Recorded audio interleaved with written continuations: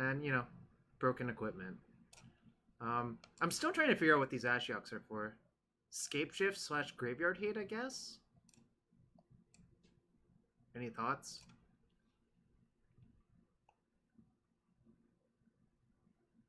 Did you die? Maybe Tron. I guess. Doesn't seem that exciting versus Tron. I guess shutting off scrying and map might be good enough, but it would essentially need to be turn 2 on the play for it to be good enough, which means you have to have a turn 1 mana dork. Not sure that you're actually going to end up wanting that versus Tron. But you are probably going to want these. You probably are going to want these. And probably want the Damping Spheres. So I don't know. Seems solid enough. I will check where he has gone. Oh, he got blue screened. Classic of our time. Although, I guess the blue screen's not that classic anymore.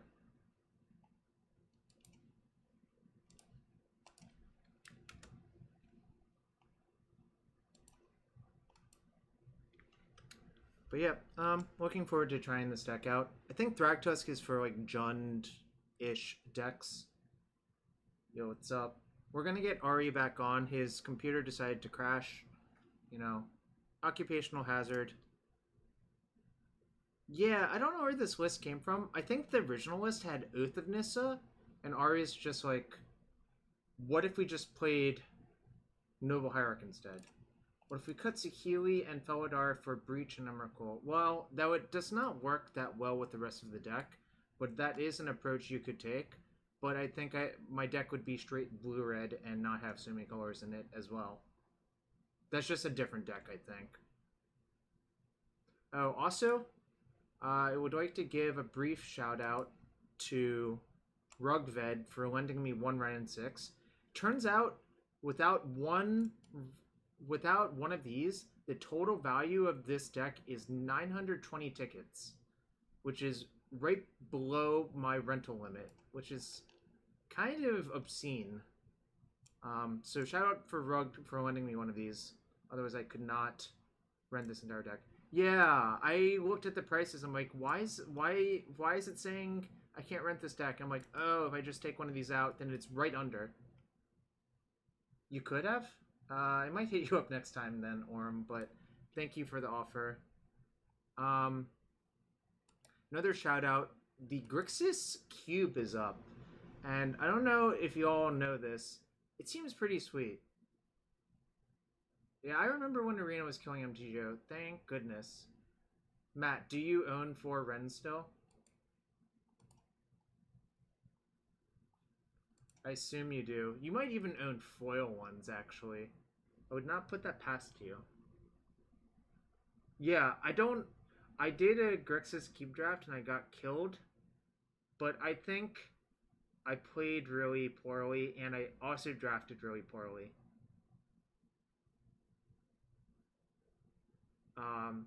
But anyways, I'm going to join the league with the deck and wait for Ari to come back real quick. Should be a few seconds, but here's the deck. Really, I was kind of wondering if this deck should play one Eladamri's Call, but I did not get that far to work it out. The answer is probably not. If Eladamri's Call could find a card that killed with Felidar Guardian that didn't suck, I would play it. But Kiki Jiki is just way too restrictive on the mana, and also not a very good card by itself, which is the problem.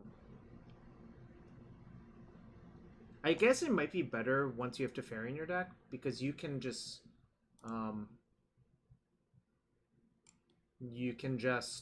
go for it protected with Teferi out. Maybe it's actually okay. But if I'm going that route, I'd probably play Birds over Hierarch. But I think the only thing I disagree with in this deck is that I think we should be playing 2 Batterskulls and no sort of garbage. But I'm fine trying it out. Yeah. I just distinctly remember that being the end game for Stoneforges. Yeah, that's fair. That, like, I remember that being the end game, when you did not have Brainstorm in your deck. Well, no, even with Brainstormers, whenever you didn't have a ton of creatures, I'd have to look it up, but I'm thinking there was a Brian DeMars list from Grand Prix Providence that was like 2 Batterskulls, and it was just the best. Yeah. And then when I played Twin Blade at the Envy, we only had 2 Batterskulls, and I think 1 sword, the obvious sword, and then the other one. What was the other obvious one? It was like Mike Jacob played with a War and Peace, but me and DeMars just played with 2 Batterskulls, and I just won a lot because I had 2 Batterskulls. Yeah, that could be very much be the case. Yeah, I was telling them that, I don't know, it seems kind of weird the way the deck is configured right now, but I'm willing to give it a go. Yep. I also would think this might be worse than Sword of Feast and Famine, but I'm not sure. Oh yeah, that card. I think that Sword of Fire and Ice is the 3rd best sword in the format. The 3rd best sword. Yeah, I think that War and Peace is some good stuff. Alright, well, I guess we signed up to keep this. Oh yeah, this is pretty easy keep, right? We just have perfect mana because we drew Forest Astrolabe, yeah. I'm gonna lead on the Forest Astrolabe, I think. Yeah, that gives us. I don't think it really matters a ton. Nah, it doesn't matter. There's a chance that we want to protect our life total. A very small chance. Mm-hmm. It's it looks like Scape Shift, probably. I mean. Well, the Exile would search for tomorrow, so. I guess we just. I really wish we had Feast and Famine here. Yeah. If this was a Feast and Famine, it'd be so much better. That's the classic, right? Yeah, I mean we're just Stoneforging for Batterskull. It's like very clear cut. Am I getting Island or does it matter? It does. You have to get Island or Plains because you need to be able to cast Teferi off your Astrolabe. Ah, sure. So I'll get Plains then. You want Island so that your Astrolabe can cast Saheeli too. Okay.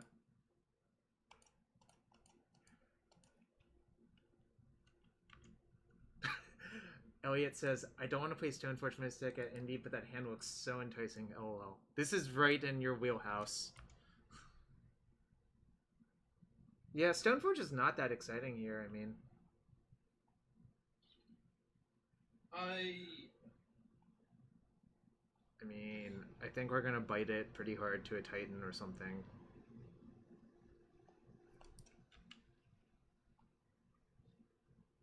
These Wrens are also really unexciting. That's all I'm going to say. Yeah, we should have been on the draw. Or not been on the draw, that one. I mean, we're just going to make Batterskull. No, we were on the play. Oh, we were? Yeah. They have a Farseek, and then they're going to have a Surge. This is a classic Stoneforge versus, Primeval Titan bullshit. Except we don't have Mana Leak in our deck. I agree. We would have much rather drawn our other 2-card combo, because I think that's actively good versus them. Alright, wow. Well, yes. The infinite combo. Well, that's fine. Wait, what the hell? Oh, they changed the interface on this. I got so confused. I'm like, why isn't it just putting it in? If they have a bolt here, it's mildly annoying. I mean, it's not like our card did anything. If they bolt this, do I just path the token, I think? Yeah, I'm kind of down for that. Yeah. I'm also, super excited that they just don't have cardboard. Well, they might have cardboard. So I can fetch... This turn is... Fetch, Wrenn, get land back, play land. And then play the land. You want to set up to be playing Ice-Fang Coatl this turn. You have a Vista in your graveyard, so you don't need to... You can Vista for Mountain, tap those 2, and then you can have, your basics plus the Arcums and just do whatever. So I don't like this. I don't like what you're doing at all. There, that's better. All right. The Vista, the Astrolabe has to produce green here. Yeah, so this is fine. By the way, we are out of basics after the next one, which... That's fine. I'm not sure... That's dicey. Yeah, I guess it should be more because you want to hit more lands, I guess, but whatever. It's not going to matter. This game is not going to continue that long.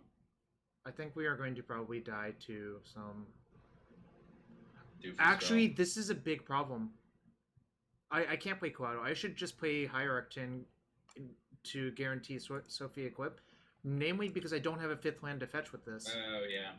So I was supposed to play Hierarch pre-combat. Sure. I was thinking that this is fine.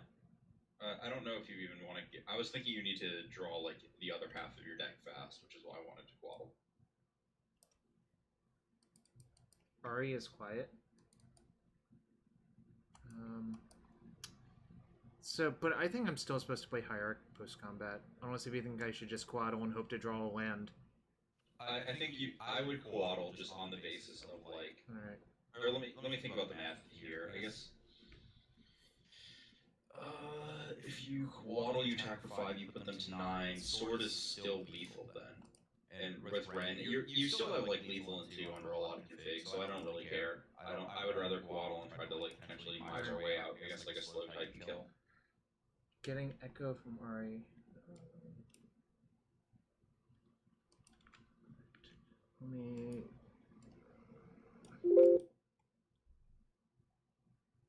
All right. How is it now, Fine Gersh? Well, I guess Ari. Let me try talking. Yeah, I was making sure I had the right microphone set up here.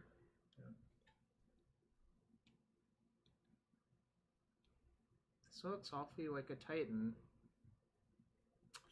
That's not good. That probably sounds like we're deceased, but you know, I guess we can path it, so we're okay. Yeah, Maybe Coatl gave us the angle to do that. I guess Noble would too. Whatever. Mm-hmm. We were supposed to path in response to the trigger, by the way. I thought we were gonna play Coatl. I guess I should have adjusted and. Yeah. I mean, now we have to play Coatl and just kind of like. Yeah. Get wrecked. Yeah, that's actually really bad. They have 1 card in hand or 3? 3. Yeah, that's also very bad. I think we have to play Coatl here. Okay, well, this is a 5th mana. I don't know what that does. I mean, we have to path Titan this turn. There's literally no other play we can take. So they're gonna shoot only one of our things. Yeah, I mean, we'll attack them for 1. We'll tick up Wrenn, play the or I guess we'll attack for 2 because we get to Noble. I think extending Noble's fine. If stuff dies, I don't really care. Yeah, it feels like we're pretty dead, but, you know, not gonna worry about it. Yeah. We'd be... Let's see, if we did things right... Yeah, it's not the worst. Being out of basics is kind of dicey because now we go to like a multiple of 3 too. Alright, so they killed our Germ. So we're playing Noble, getting the Tarn back. Play Astrolabe first. Alright, fair. It's supposed to tap. Does it matter? You have 2 Astrolabe, nothing matters. I like how that's just like automatically the answer. Nothing actually matters in terms of. Alright, well. Maybe this. We have a plan. Our plan is to Scalding Tarn plus. I mean, we want to play Noble just to force different action. Yeah. But we're gonna Scalding Tarn, get it back with Wrenn, and just hit them for damage. Just get some tapped land, who cares? Yeah, whatever. I don't think it actually matters. It might matter in some weird, obscure way, but... Yeah. I think we are not in great shape. I mean, we have, what, 3 outer? Really? I mean, they can just play a land, and if they play a fetch, it's like we're super dead, right? Yeah, I mean, if that happens, that happens, but whatever. This looks awfully like Escape Shift, which means we're never going to win this game. I mean, yeah, if they had Escape Shift, we were dead regardless. Yeah, that's true. Second Titan is also not great. Is Second Titan just lethal? No. Well, it's too short. But it's effectively lethal because then they just kill all of our shit, so... And this does not give protection from... Ooh. Hello.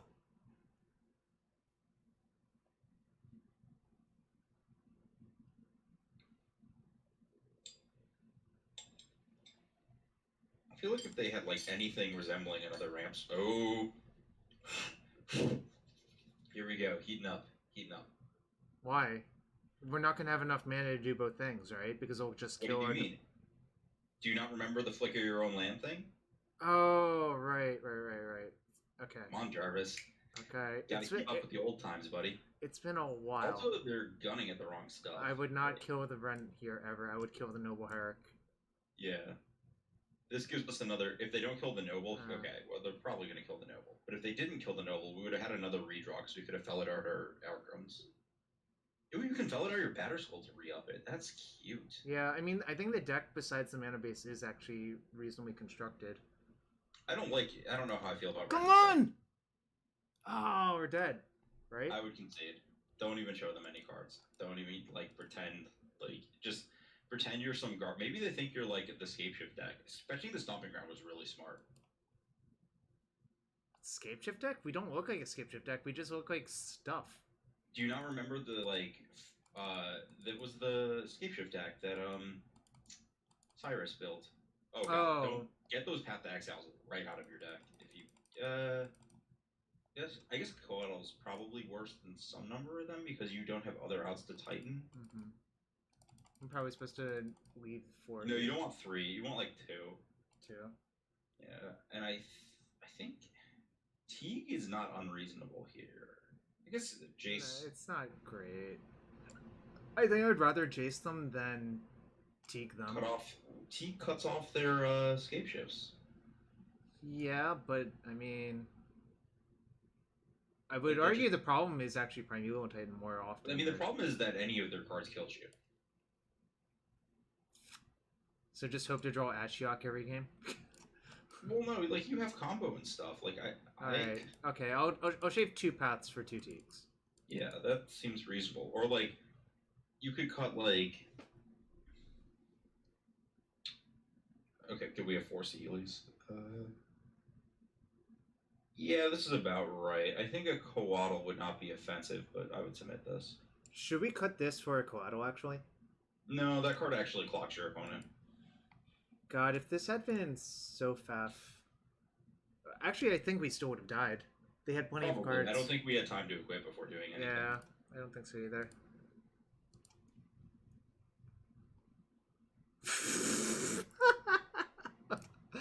I mean, I think this is a keep, but that's really funny. No, this is not a keep. What? What are we trying Oh, shit. I guess Never mind.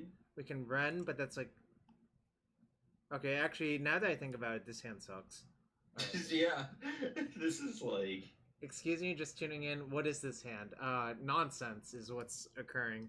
A mulligan. This is fine. This is fine. Yeah, I like this. I mean, I'm going to ship one of the Astrolabes to the bottom, right? But it could be anything. I would ship Sword of Fire and Ice, right? I don't think Sword does anything, right? Like, Astrolabe gets us places in the future. Subtannin. So I should fetch... Hey, buddy. Mountain? No, you want to fetch Forest. Okay, yeah.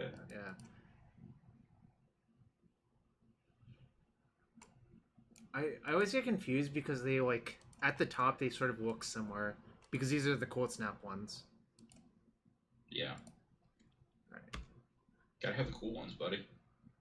Well, I don't own any of these cards anymore, so I do Motobug. Wait. Hold on. Didn't we literally ship that? You shuffled with Vista. Shuffled. Yeah. Alan, I am playing SCG Dallas because I got bored and it was Labor Day weekend. And I also didn't think the format would shift this much by unbanning Stoneforge, but shows what I know. Hold up. Yeah, you want to Hallowed Fountain into Stoneforge. Yeah. I was just thinking through some alternate lines about like what our life total looks like after some additional fetches and stuff. Get Beasol. Well, that's the only target in our deck. Well, the other option was nothing, and that's definitely better. Do you think they're gonna bolt our Stoneforge? Yeah. No. Alright. Wow. So you should play the Misty and just pass the turn. Yeah, we might. I mean, there's like I guess there's a chance that we like force something I think if they play like any ramp spell, you were almost enticed to just force it. Well, we can't force that you one. can't force, so whatever. So now we EOT the Batterskull and fetch a tap something. Probably Stomping Ground. It should definitely be a red source, I think. Yeah, I mean, that is the color we don't have. I guess it could be Steam Vents. I think we want Steam Vents because we have the Force and, like, we don't have a bunch of snow in play, and we might, like, want to use a snow, and like a bunch of stuff with snow, basically. That might just be better as... I kind of like just bouncing the tracker, and then, like, main phase, you just bounce the tracker. They're forced to decide if they want a clue or if they want to chump block for life. And then, like, that was their investment. They're not additionally ramping. We can, if they want to play a spell instead of replaying the tracker, like, whatever. Okay. That actually makes sense. So, I guess we are probably cycling Astrolabe this turn, but I want to give our opponent the least info before forcing their hand on the Elder, was my thought. Maybe that's wrong, because I guess I don't know what we would have drawn into. I guess we just draw a card either way. We want to get a snow... We should use the Misty Rainforest for this, because after we use this for a snow island, we won't have any other basics in the deck for it to fetch.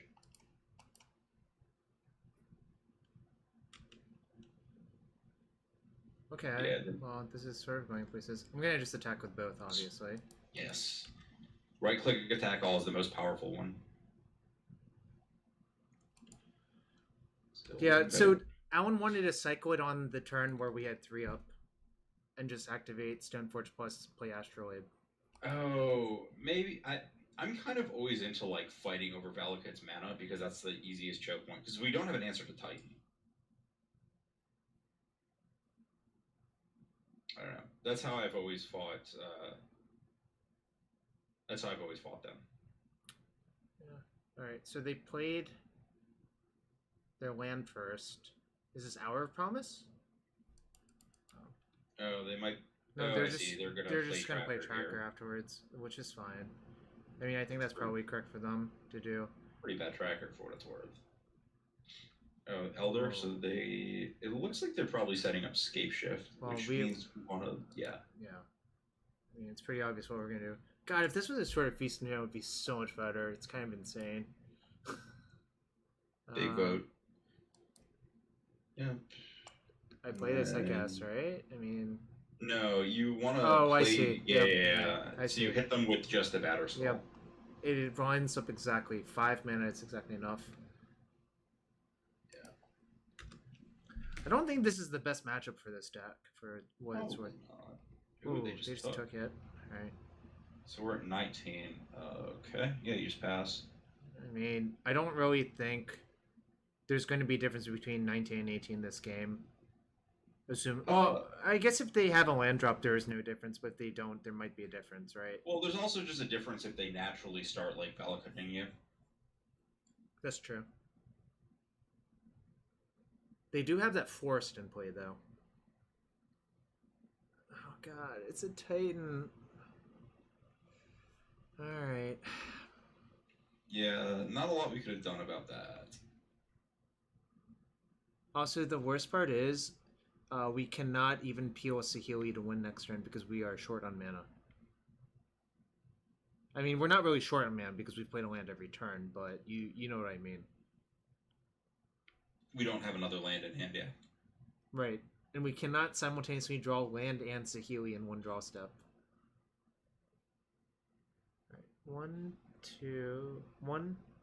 2, 3, 4, 5, 6. So that Elder can make a zombie as well. But they don't have 5 mountains. Right.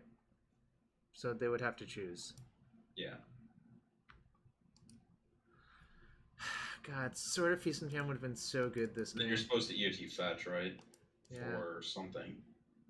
Probably Breeding Pool, but...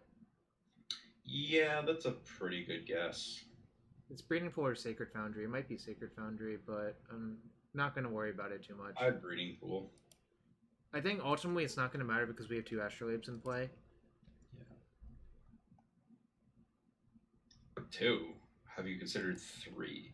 I'm gonna cycle this first, I think, because if I draw Path, I can. Yeah, I agree. Or if we draw Ashiok, we can like set up some defenses. And do some Oh, stuff. Ashiok would be kind of okay. That's not Ashiok, buddy. I mean, we just play our land, equip the sword, and push on them, right? Yeah. And then they like are forced down some specific lines. Plus your Teferi. Don't forget that value. I know. It's not really much value, but... No, it really isn't. We are so dead, it's like kind of unreal. They're just gonna block us. That's not even true! You don't think we're dead? 12. I mean, I guess they can kill you with any land, but it has to be a land and not a... What if they play a second Primeval Titan next turn? What? What is happening? Oh, they couldn't get a mountain and get it. I don't know. If they play second Primeval Titan, yes, we were super dead, but there's nothing we could have ever done about that in a million years. 1, 2, 3, 4. Do I counter that? No. Yeah.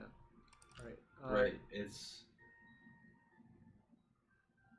We got a follow from Star Spieler, and their question was: you can use Felidar trigger to flicker Ashlib to get another draw. Yeah, but the problem is we need to save the Felidar so that it doesn't get Valakutted down, and like, it's kind of dicey. I don't know what's happening. I have no idea. Our opponent elected to not win the game. They were supposed to get a mountain, right? With the Elder? Yeah, the zombie tokens just don't matter in the slightest. Alright, so there's 3 triggers from that. And they're going to mow that down. We're going to go to 10.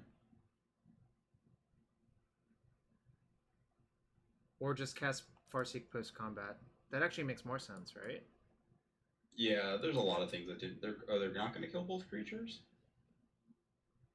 Well, I would chump block the zombie then, because that life actually matters.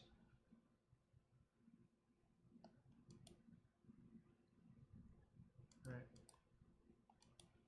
Because if we go to 12, we are allowed to fetch and then take a single landfall trigger, and then we can draw Felidar or Saheeli and kill them. So I need to draw Saheeli this turn, otherwise I'm blue. Technically, if I draw land, I can flicker my Astrolabe to try to draw Saheeli. Does this kill me? Oh, yes. Extremely. Right. Oh, yeah, just Valakut Mountain is lethal, so... Just any... If they select 2 lands at random from their deck, they might kill you. Actually, I think... It's pretty close, yeah. They could probably select at random and be like a heavy favorite. Okay, that's good. That kind of sucked, but I mean, we literally had no... Maybe this was a game where like Oath and Nisa would have been helpful, but I don't... That's a matchup where Sword of Feast and Famine is way better than Sword of Fire and Ice. I think that's just like the format, but you know, we'll get there. We'll get there. Yeah, I mean... Yo, what's up, Nutella Badger? 3 equipment in our deck? Maybe. I don't know. I mean, the space is really tight in this specific list. I don't think you need 3 equipment. I think you can get away with 2. Like, realistically, the math pans out such that, like, the 3rd equipment's like a second Batterskull, like, whatever, I guess.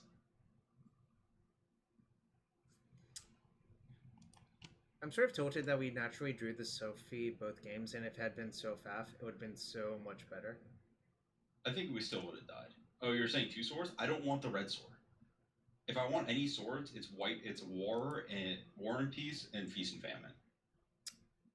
I think that Fire and Ice is bad. I don't think choosing protection is a huge issue. Let's think about this. So there's 19 outs. You have 2 draws to hit a 19 outer. Well, we're there's only 20 land? Yeah, there's only 20 lands in this deck. I think you're actually supposed to keep it's 1/3. It's basically 1/3 plus 2 ninths, which is 5 ninths. So it's 55.55% essentially. This hand's really good if you hit. You're 57% to hit, and if you brick, you're kind of just on the draw. So I would keep it, I guess. So I think I'm supposed to get. I don't even know. Probably Island? Yeah, I think this hand's actually pretty good versus most unknown decks. I think it's Island, right? You want to get one of the lands that's the colors of Wrenn and Six. Oh, Because then that probably lets you cast it with okay. any second land. So probably Force then. Yeah. Because then if I draw a Noble, then I can. Yeah. Well, I guess I would be able to cast a Noble no matter what. So, but so there's one thing about this is I'm not actually sure playing 4 Vista is correct. This is the same debate I had in Legacy, where that the having the ability for all of your fetches to get shocks is actually pretty valuable. Like, I think 4 of this card might be excessive, is all I'm saying.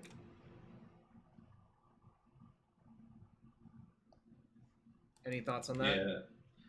I mean, I think we could build our deck slightly differently to make it better. Yeah, sure. but I mean, we literally got one game in and realized that that was like a problem, which is the real reason you play games, right?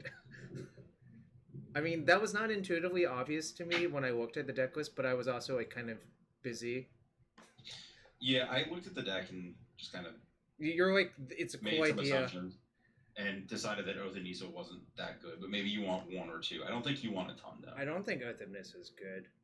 It well, seems really not good. Combo. It finds both halves of your combo and lets you cast all of your planeswalkers, which are the upsides, I guess. But you can already do that with Astrolabe. Yeah. All right. Well, we drew. Ooh, it's the most painful land in the deck. Ooh, an Urza's Power Plant. What is that doing in the deck? That should be another basic. I had this discussion with you. You did? I thought I mentioned the Islet looking weird. Nah, I don't remember that. Alright. Alright. Anyways, I'm priced into this. Into which? This. Why? Why? Because I think the most likely way we beat them is to just get to fast combo, and we need our lands for that. Okay. It's Urza's Power Plant. Like, I don't think this plant is actually that great versus them. Mm-hmm. Right, life doesn't matter versus Tron. The question is, I think Ari's assertion was, are we supposed to Stoneforge for Skull or not? Versus playing... Yeah, like, the thing I have is that, like, how much better is it to, like, Wrenn and Six this turn versus, like, have a Stoneforge in play, have the option of activating it if we hit a land, and then we can, like, Wrenn and Six next turn, and, like, just attack with the Stoneforge Mystic and stuff. It, like, whether, I don't... Mm-hmm. Like, ending this turn with an extra Vista in hand versus, like, having a Stoneforge that could do stuff in theory. Yeah, but the reason I made this play is we drew Saheeli this turn. It would be so much better to do what I did. That's fair. Okay. So, and I thought that was the most likely way we were going to win this game. Because I think the other route has a lot of issues. Obviously, I think we're going to die if they have Tron here, but whatever. Like... Okay. No, I give you that.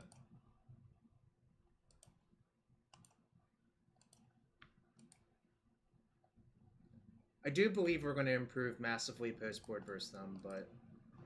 I would hope so. Otherwise, I don't really know what our deck's doing.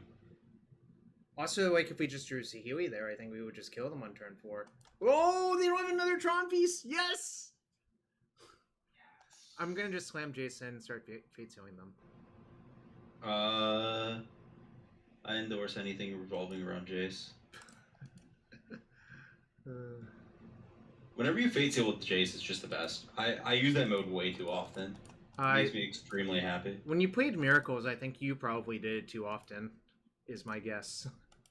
I won a lot with Miracles when I played it that one time. No, that one can go.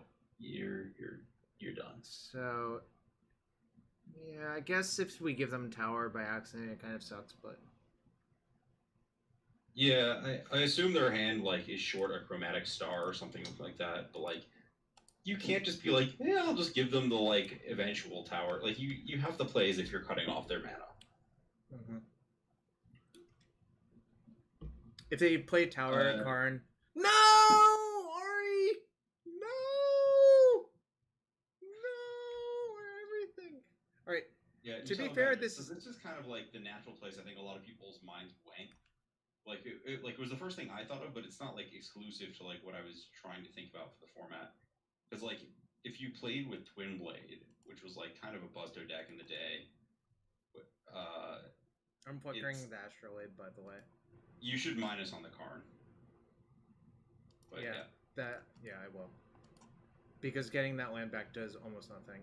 Do you want to tap the Astrolabe? So, no, you should tap the Islet, by the way. So you could have the Astrolabe up for any color, so you can draw like Noble. You can play it. I can just do that though, right? Do what? Just filter through the Astrolabe. Oh right, never mind. I forget what Never mind. You do not need snow mana. There's too many snow symbols. I thought that there was the snow thing. No. I know what you thought, and it doesn't make any sense. You tell about it. This is kind of like basically I looked at some lists that were up and just added Noble Hierarch to them. Let's see. I think this was an SCG deck, but I don't remember. I forget if it was Ross or Friedman.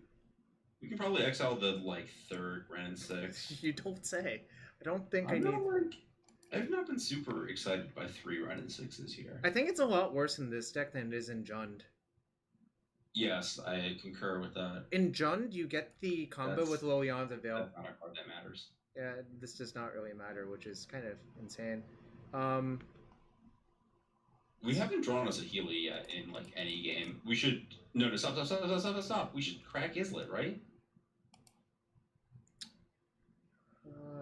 Yeah. And we still have 4 for the Felidar. By the way, it's also called Islet. Whatever. Got him. Yeah. This is actually correct. Alright, Saheeli? Fuck! What the hell? Alright, should I return the Islet then? And play it? Yes, I believe so.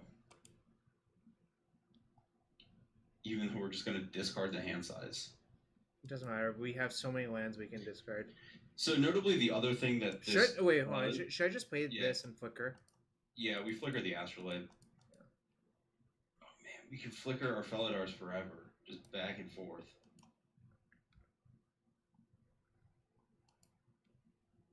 That's why it says you may. Alright, this sucks. Oh, this would be better as an Oath this game. Yeah, I think you need Noble. I think it's kind of to present this deck without Noble Hierarch is kind of embarrassing. Discard a fetch land. Right? Because it's just a bad shock land. That's true. So do you think we're going to lose? It's actually kind of even. I mean, I would say we're about 80% to lose. 80%? That's pretty high. Maybe more. It depends on what happens this turn. Yeah. I kind of hope they just minus on our Wrenn. Yeah, I mean, they probably won't. It's not like this deck actually has, cards to place into the zones that, Wrenn cares about for reflex. Oh, we're done. We're done. I guess they could mess up with Karn and not exile a land. That's our out. Yeah, okay. I think they're going to, but... You never know, Jarvis. It's true. If they... Okay, so yeah, you're right.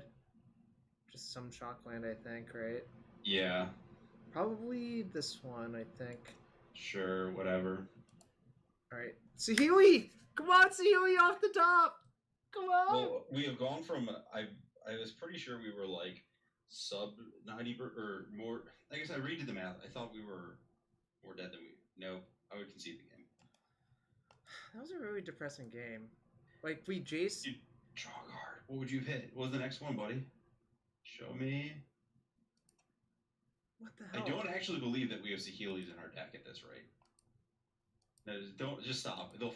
Seriously. Alright, they're right here. I still don't believe you. So we want spheres and Teegs and forces. I believe we can shave all of the 1-mana removal. Yeah, I endorse all of that. I also believe the Stoneforge package is kind of not actually that great versus them, but... We're boarding in enough hate that I would like it. I would shave... Could take out Teferi, but that protects you versus Dismember. My issue with Teferi being cut is, so we have to think about our blue count for Force to actually make that good, but I probably would cut Teferi. Grudge is nice on the Coatl, but Coatl cycle's easier. I kind of am not offended by... I guess Ashiok cuts Sylvan Scrying, and that's it? No, it cuts map, technically, but I think this is a little bit slow to cut map. I would just cut the Coatls. No, bring those in and just cut the Coatls or something like that. Maybe a Wrenn and Six. No, we need the Wrens for the mana. We're just playing Force of Negation as negate. It's not good in this deck right now. We could cut one Wrenn for one Coatl. We could cut Sword or something for Coatl. We could also do also do this, but ugh. Just bring in 2 cantrips. Oh wait, why are the bolts still here? Never mind. I thought he took them out. All right. You didn't, Jarvis. Problem solved. Is Coatl better than Teferi? That's a good question. I think Teferi's probably better. I would mix it up, just 1 and 1. All right. We'll learn a lesson. Teferi does draw 2 cards because it bounces your Astrolabe. Yep. That's one of the key plays in the Urza deck, actually, when I was testing that deck. That like came up a lot because you just need the velocity or... so this gets Breeding Pool, and then we play Ashiok. Yep. All right. I mean, I'm down for that. Like, oh yeah, we're gonna put them into the literal deck abyss. Ooh, you can flicker Ashiok for the actual mill. Wow, we could just mill them out with Ashiok. Maybe it will just like natural surgical and mill all of one land. That's so unlikely. But maybe we will. I'm not gonna run the numbers on it. I'll let Alan run the numbers, but it's really, really low. I mean, this is like an easy math problem, right? It actually is really easy because the order does not matter, because you're milling all 4 of one type. So it's 4 over 52 times 3 over... It's just a hypergeometric of, you know, you're taking 20 samples, there's 4 successes and 60 cards, what are the odds that all of them are in there? The answer's about 1%. That's a lot higher than I was expecting, actually. I guess there's 3 ways for that to happen, so it's like 3% that it happens. Alright, I want to see what we hit. Alright, we did not hit any Tron lands, but we hit an Ulamog and a Karn. And a Silver Scrying. Okay, this is some serious disrespect. They're playing with white bordered forests and promo Tron lands. Storm Shadow 100, thank you for the follow. Oh my gosh. Dude. Oh, I thought it was the... Why are they playing all these stupid arts? I thought it was the other one. I got so excited. Yeah, every time I see that card, I think it's Natural Order. Oh, I thought they were setting up to play Scrying into our Ashiok. I also believe it's way less than percent. Oh, what? Alan says is way less than 1%. I also believe that. No, for Ashiok to mill all... I'm talking about all of the Ashiok mills. Oh, like, all the Ashiok mills? Yes, if you like full-blown Ashiok, this turn we're supposed to Ancient Grudge their Sphere and play the Stoneforge Mystic. We got a power plant, a power plant. Good. We're on our way to hit the 3%er. I also thought Ari meant in one go, so it was his fault for phrasing. Yes, the odds of milling, yeah, is 1%. It happens or it doesn't. Should I get the Hallowed Fountain? Because my Hierarch is going to die to their Ballista. Why do they have a Ballista? Oh, the Stirring? Yeah. Yeah, I respect a Hallowed Fountain here. They're allowed to do that. They can pay 2 mana to kill your thing. But... Yeah, but I just want to have... Do we want Sword or do we want Skull? I think we want Skull. It's a faster clock, I think. Yeah, okay. I was thinking if Sword was like... Like, you're not even going to get a good Sword equipped for a while, right? Yeah, because the Hierarch is going to die this turn, so then you would spend your next turn... Oh, that's a tower. Did I activate Ashiok that turn? I did. Yeah, it has 3 counters. They just ran that into our... I don't understand what's going on here, but... I mean, we are morally obligated to do what we're about to do, so... Wait on this in case if they have some sort of weird recursion for their thing, like Buried Ruin. I guess we didn't have to immediately... Is that a 3rd power plant? Yeah. Yeah, so we're maybe in good shape. I told you. Wait, hold on. Should I play the Teeg? No, they can play the Ballista still. Alright. I'll get in 1 cheeky damage. Skull isn't a faster clock. Yeah, the sword is just more mana intensive, and it draws you cards. I think the fact that... Yeah, I don't know. Okay. Alright, so they can Ballista for 2. We've Yep. mostly cut them off of power plants, and it's not that easy for them to find another power plant besides With naturally Ashiok drawing. in play? No, Yeah. it's not. It would probably have to be off stirrings, right? In order Yeah. for that to happen. I wonder if they'll just kill our Ashiok. They might be lining up for that. And then we'll just play another Ashiok. Yeah, we're supposed to EOT Batterskull Yep. and then attack if they... Oh, they're doing that. Okay. That doesn't really change anything. 35. We have 24 mil. All we need is the third Ashiok. There's Then only 2 we're- Ashiok in our deck. You have Felidar Guardian. So you should attack with both creatures Yep. first. I'll see what they do.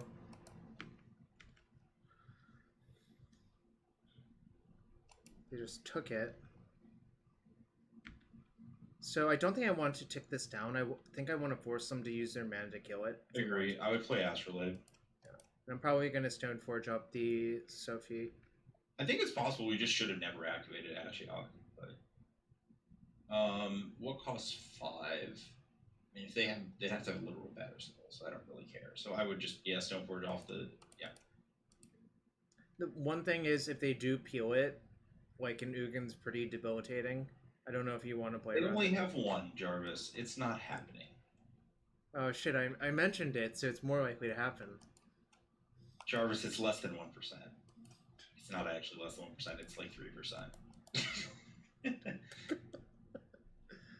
Literally, like it was about 3% because they had 35 cards in deck. I can't believe we lost that first game. That was BS. I guess it wasn't actual BS, but it felt BSy. We were pretty far ahead in that scenario. Yeah, I would consider that BS. It crumbled real fast though from that I point. mean, that is in fact how Tron works. Your deck does nothing until it casts a single card, and that card is unbeatable. Their deck has a lot of unbeatable cards.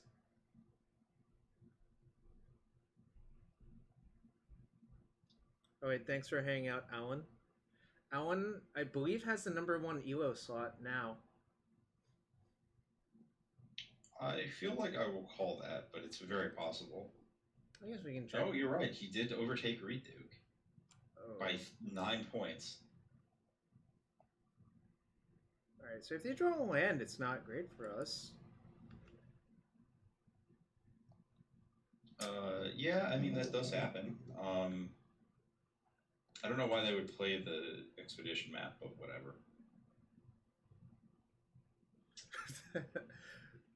So we have a Sesquil Ultra in the chat. Problem is, putting this into play and equipping here, which is obviously the correct way if we want to go that route, is not even that great. If they draw land, all of our shit is dead. I think we just play our land, hit them with 2 creatures, lead back to Stoneforge. What does that accomplish? We can put in the sword EOT if they miss, and then apply pressure in the future. Otherwise, we can bounce the Batterskull. Yep. Alright. If they block and don't shoot our Ashiok, I think I'm going to mill them with Ashiok. Why? If they block and don't shoot our Ashiok, I'm going to just activate on them once. Why would they not? I'm so confused why they wouldn't shoot Ashiok. I don't know. People do random things. You're just like, your opponent doesn't make the play that their onboard card states that they must make. Also, why did they play map into their O-Stone? That's what I was wondering. Oh. I have no idea. Doesn't this not make sense? They may have forgotten about Ashiok preventing them from doing stuff. Oh, that's fair. Alright.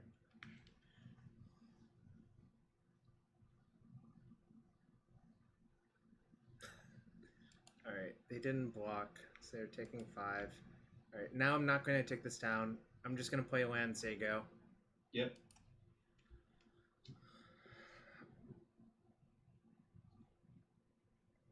Do you think they'll crack the map? It still lets you activate the ability, right? It'll just not do anything. It'll just be like It'll just It's like go. Arbiter, when you just forget to pay in, but it was just... God, like, Arbiter is yeah. so awful. Yeah, Arbiter is a very bad card, and I'm glad Modern is getting better, so no one will ever show up again with it, because it's stupid and terrible. Well, it's especially bad on Magic Online, because it's not intuitive how you're just supposed to... The only time it's even good is because your opponent might forget to use it on Moto. It is an egregiously bad card. It was in Scars of Mirrodin. Yep. That's not great. That makes me regret a lot of the decisions that have occurred this game. Do you think they have a Darksteel Citadel on their sideboard? Because it'd be really, really good here. Do you agree with that? Yeah, but they probably don't. No one has respect. I was thinking about doing it for this weekend. I still might. Yeah, it's not too late. I know some... What? What did they do? They animated their expedition map. Okay, they just have the fear of dying in combat. So EOT, we just put in the sword and fetch, I guess. Note, I cannot equip this, so am I actually supposed to put the sword in? Oh, never mind. Forgot about that part of that card. I did not forget. You know how... It's really easy not to forget because there's a giant blue text on everything. Alan, they actually wouldn't be dead because they get to make a expedition map to block. Well, we didn't know that at the time, so... I was just filling in that blank. Dude, we might lose. I mean, we just push it at face with everything, right? Attacking Karn is just useless. How many cards in their hand? 3? Yeah. And none of them are lands, and we don't know anything, so... I guess we should play this Gaddock Teeg and just kind of be embarrassed, but whatever. Yeah, it kind of would have been a lot better to play it last turn, but that's okay. Playing Gaddock Teeg into O-Stone? And, like, it's not even sure that these decks have Karn in them. Yeah, it's like... It's actually less than 50-50, because most of the lists do not play this card. Yeah, because the Pro Tour winning list didn't have Karn, right? Right. Sorry, Mythic Championship. Soon to be replaced with Players Tour. That will continue to call Pro Tour because they don't know what they're... Like, if you're going to change your name every, like, 6 days or whatever, you're going to go with a name that has 20 years of inertia, and I'm just going to keep doing it. Except in my articles that I submit at StarCityGames.com because Cedric has editing policies. Dude, it looks like they broke on another land. Nice.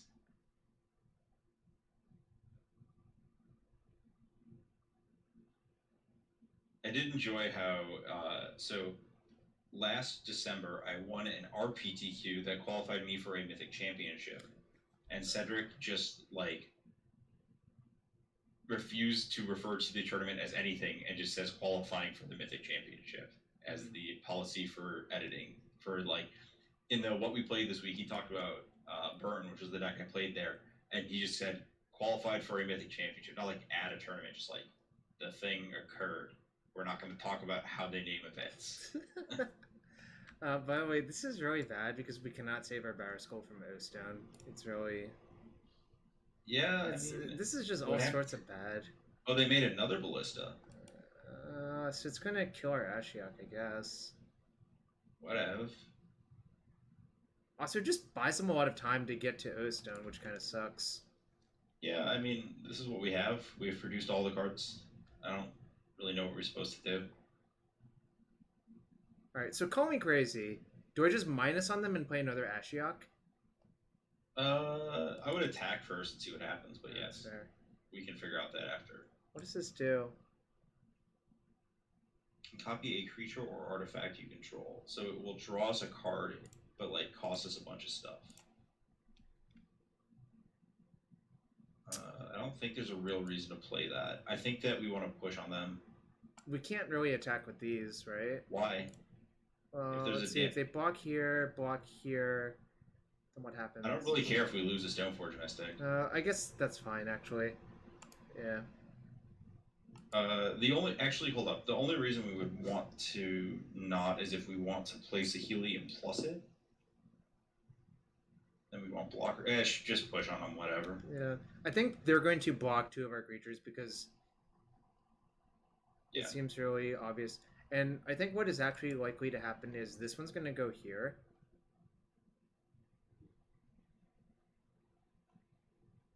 Yep. They probably have Sylvan Scryings in hand. So I think I'm going to minus on them and play the second one. That's fine. Because if I don't do that, then they can just literally shoot it on their turn and play all Sylvan Scryings. What? What the hell? Wow, we got him. What happened to Crucible of Worlds? I don't know. That's that a card's weird. basically free on Moto, right? Like it's not actually like an expensive card.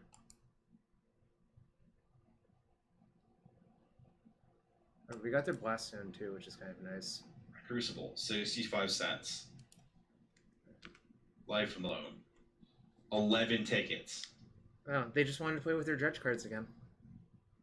Actually, it's 5 tickets. Only the specific one from this dual deck thing that I looked up is the million tickets. Golgari versus. Oh no. I think it might be one of the weird Moto like precons. I don't remember what it would be for, but there was a Moto precon. That's an.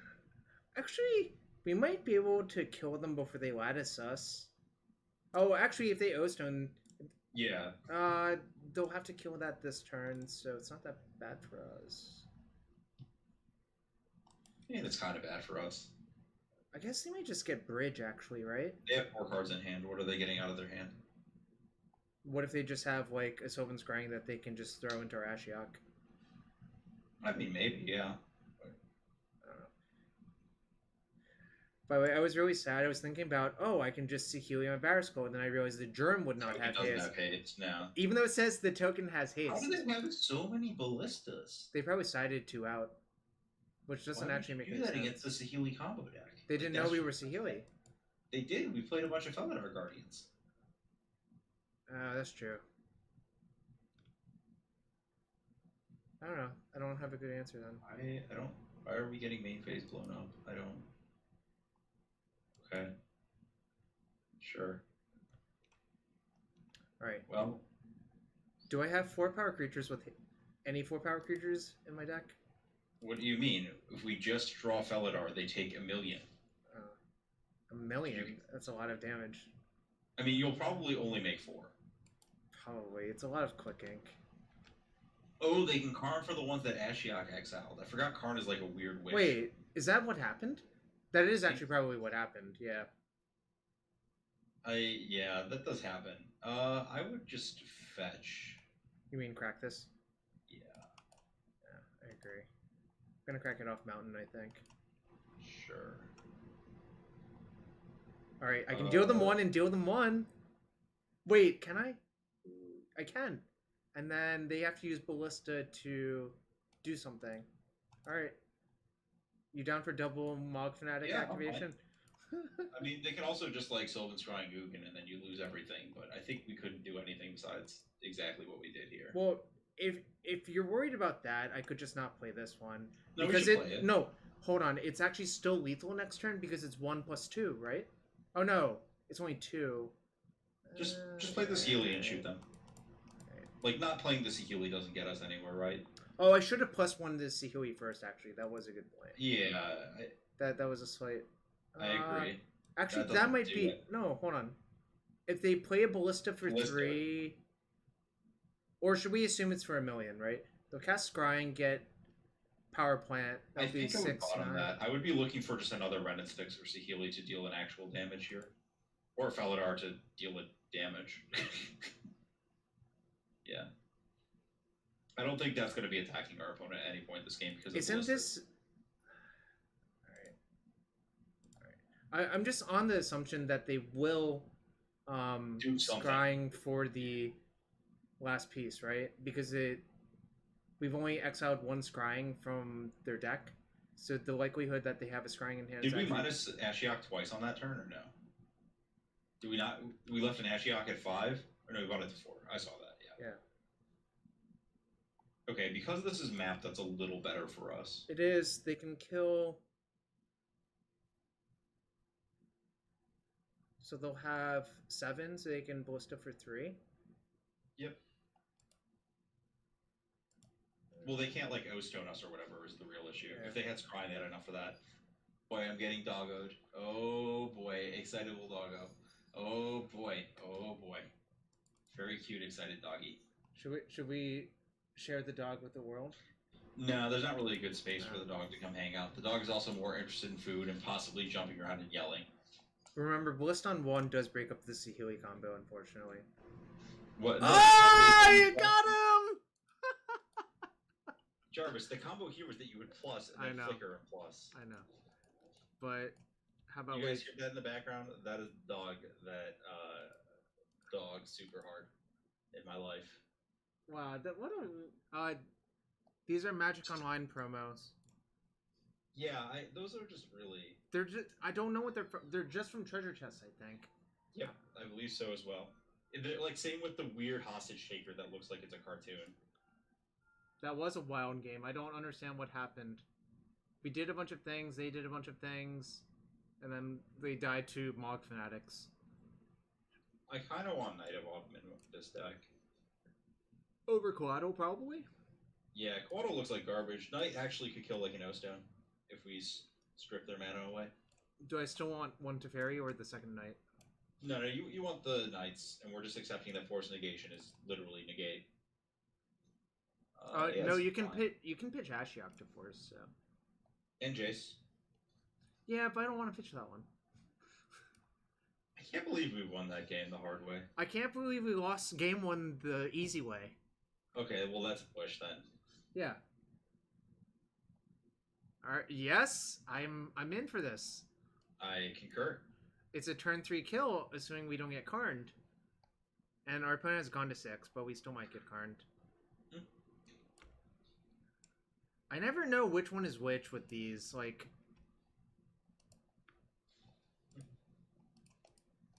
It's okay. You don't actually have to know which of those lands is which. If they have 3 different ones, then you're, like, in the clear to concede the game.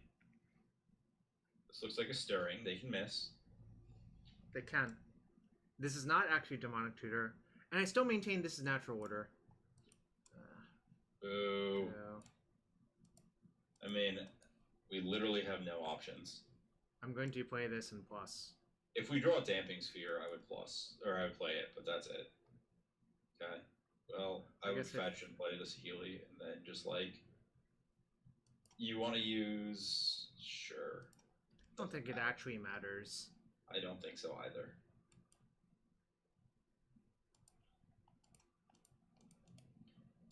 Oh my gosh, there's actually Saheelis in our deck. Yeah. I told you there were Saheelis. Knight is fast enough in the games that you have prevented them from hitting Tron, Alan. I'm gonna bottom this, I think. Yeah, I agree. So, like, in that game where O-Stone was sitting on the battlefield, we would have been able to Knight it, and I think that's a pretty important... Maybe they have to map this turn for the mine. That's the hope. And not have Mog Fanatic. Fuck! Why? That's how Tron works, buddy. Come on, just be a Worm Coil. Just be Worm Coil. Just be Worm Coil.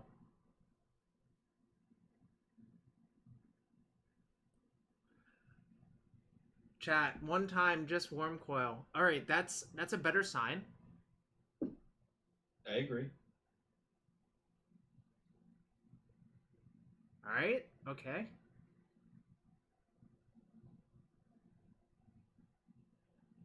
Jacob, people do things that don't make any sense.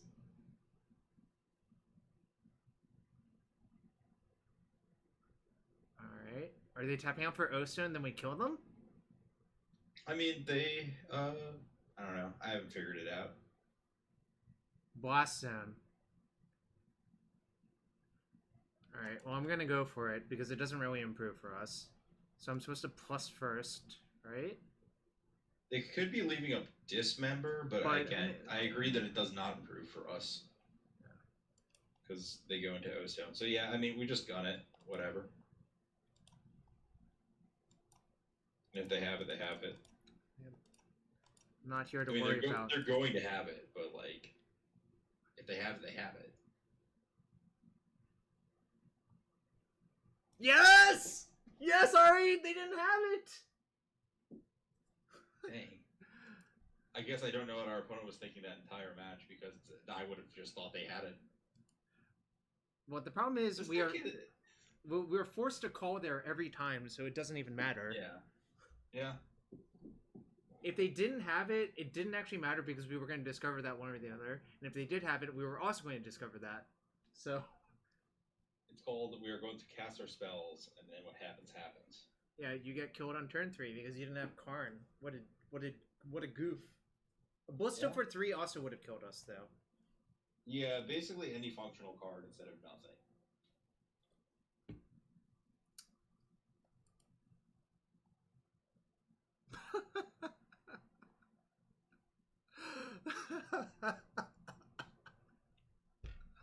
I'm probably gonna mulligan this one.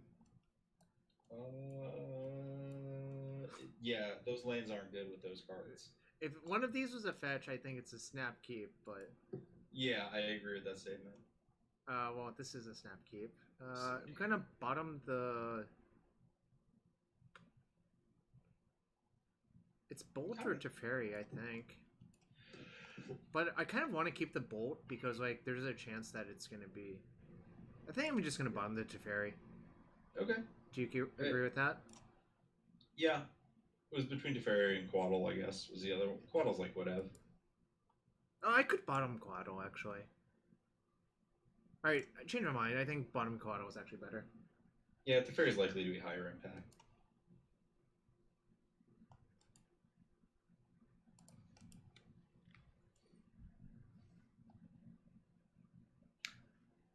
I am glad that you can, like, undo it until you actually hit done. Yeah, it's weird which things you can and can't undo on Moto. I'm not sure. I don't think there was a lot of, like, software testing put into that. That's not really where I want to be. Alright, let's see what our opponent's doing. Maybe... Taxes, probably? The Snow Taxes deck that I've seen floating about? Yeah, I mean, we're going to produce a Stoneforge Mystic and then live the rest of our life.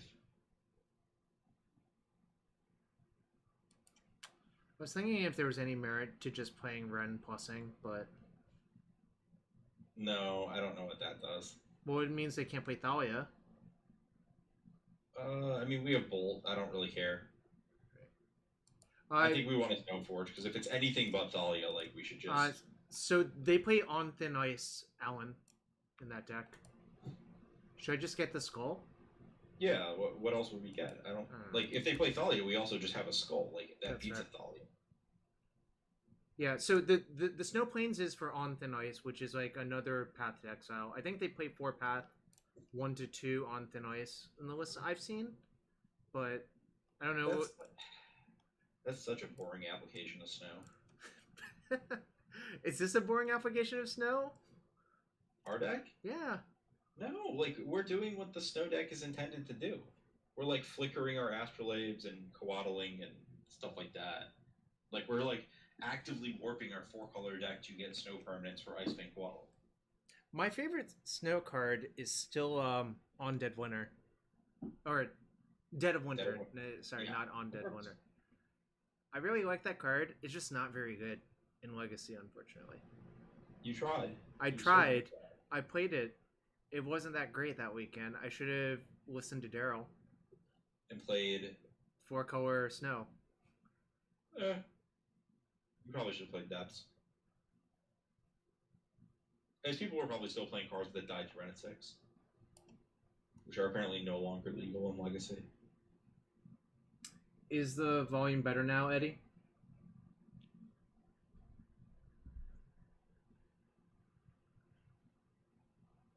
Alright, I turned it up a little bit. I have the gain a bit down to try to drown out the humidifier.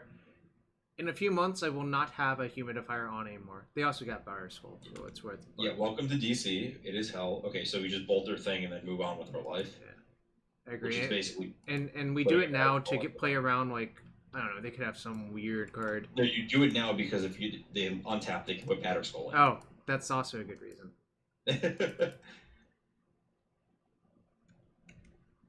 Sorry, it's not humidifier, it's dehumidifier, because the humidity here sucks. No, Jarvis is actually just like an amphibian person and needs his skin to be constantly covered in a nice moist layer of DC humidity plus to survive. No, they ran the Rightsoul buff. Activate Vial on 1, put in nothing. I mean, we had no responses. What are we gonna do? Look at our deck doesn't do anything about that. I kind of hope I draw a fetch. It'd be pretty good. Yeah, their deck's probably not very good versus Wrenn and Six. Main deck Revoker? Okay. So if I they mean, like you should respond to a Vile yeah, activate. yeah, this is classic Legacy bullshit. Yep. I played against enough fucking Mother of Runes Aether Vial bullshit to last me a lifetime. What? Can you explain this, Ari? What? Moorland Haunt? No, I can't. 1 second.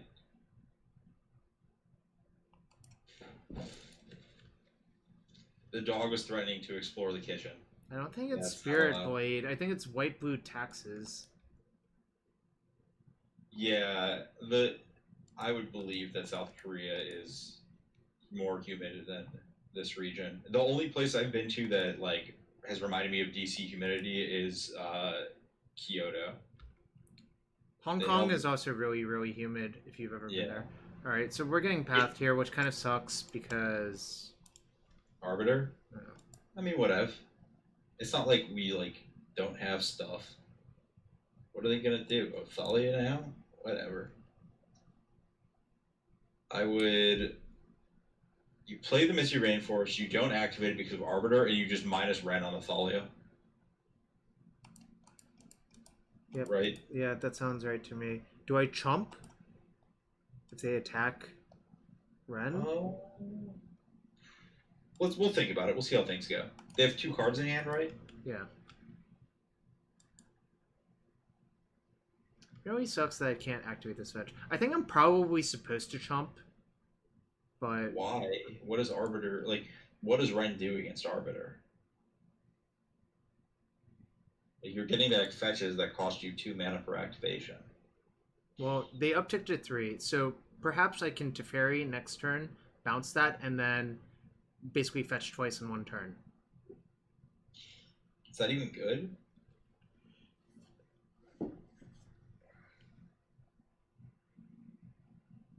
Maybe not. We'll see what they do. Yeah. Like if they just kill my creature, then I don't even have to decide. All right, now I have to decide. I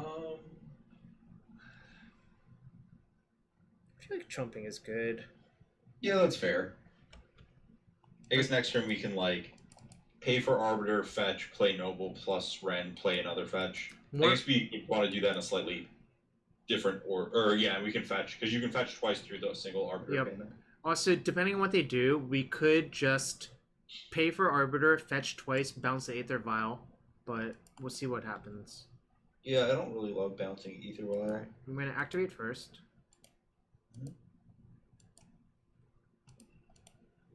I love how it doesn't even tell, like, there's no notification that anything happened in the text box. It's just 2 mana went somewhere. We should get we probably want to play this Astrolabe this turn.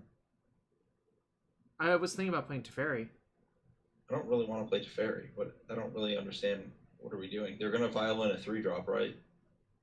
Maybe? I feel like their deck has to. Ice Moorland Haunt might mean that they have Thought-Knot Seer. You can't stop. They could have Queller, but I think the Queller Arbiter deck would be a really, really weird way to build your deck. Queller Arbiter Silent Clearing would be some weird business. I mean, it's hypothetically possible. All right, I'll play Noble. I'll play Astrolabe, Noble probably. Really? Yeah, I think that's fine. I don't know how I feel about that, but we'll see.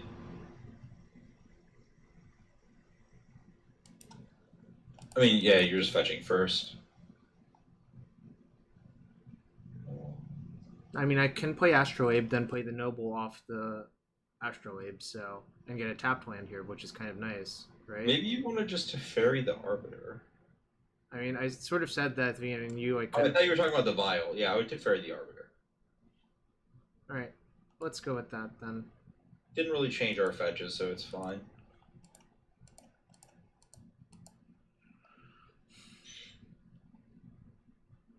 I mean, there's probably some random 3-drop that we just don't even know exists. They're just going to put in, and we're just going to get crushed. I guess they could, like, Flicker Wisp their Arbiter. That would be pretty bad, but I'm going to not worry about it. I agree with that statement. That's actually reasonable. I'm pretty happy with that. We could just team up Wrenn and Sixes to kill something. Yes, they had no activation. So they probably have Thought Knot Seer then. Yeah. They're going to Violet in and play Arbiter. If they leave it on 3, they left it on 3, so that means they don't have Thought Knot in their deck, I think. What do they have? They just have nothing. They just have Leon and Arbiter.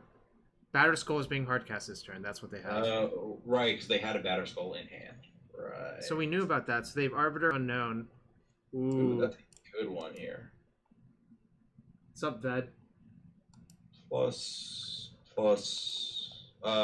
We should Astrolabe. I guess we want to cast Astrolabe before doing significantly more things this turn. I guess I would not rebuy yet. We could like Astrolabe into a bolt and maybe want to kill their Batterskull or something.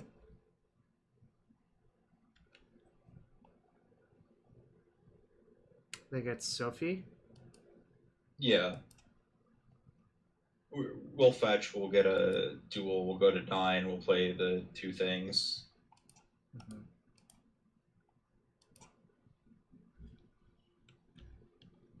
For what it's worth, I think I'm going to use Coatl to block the Germ. I agree.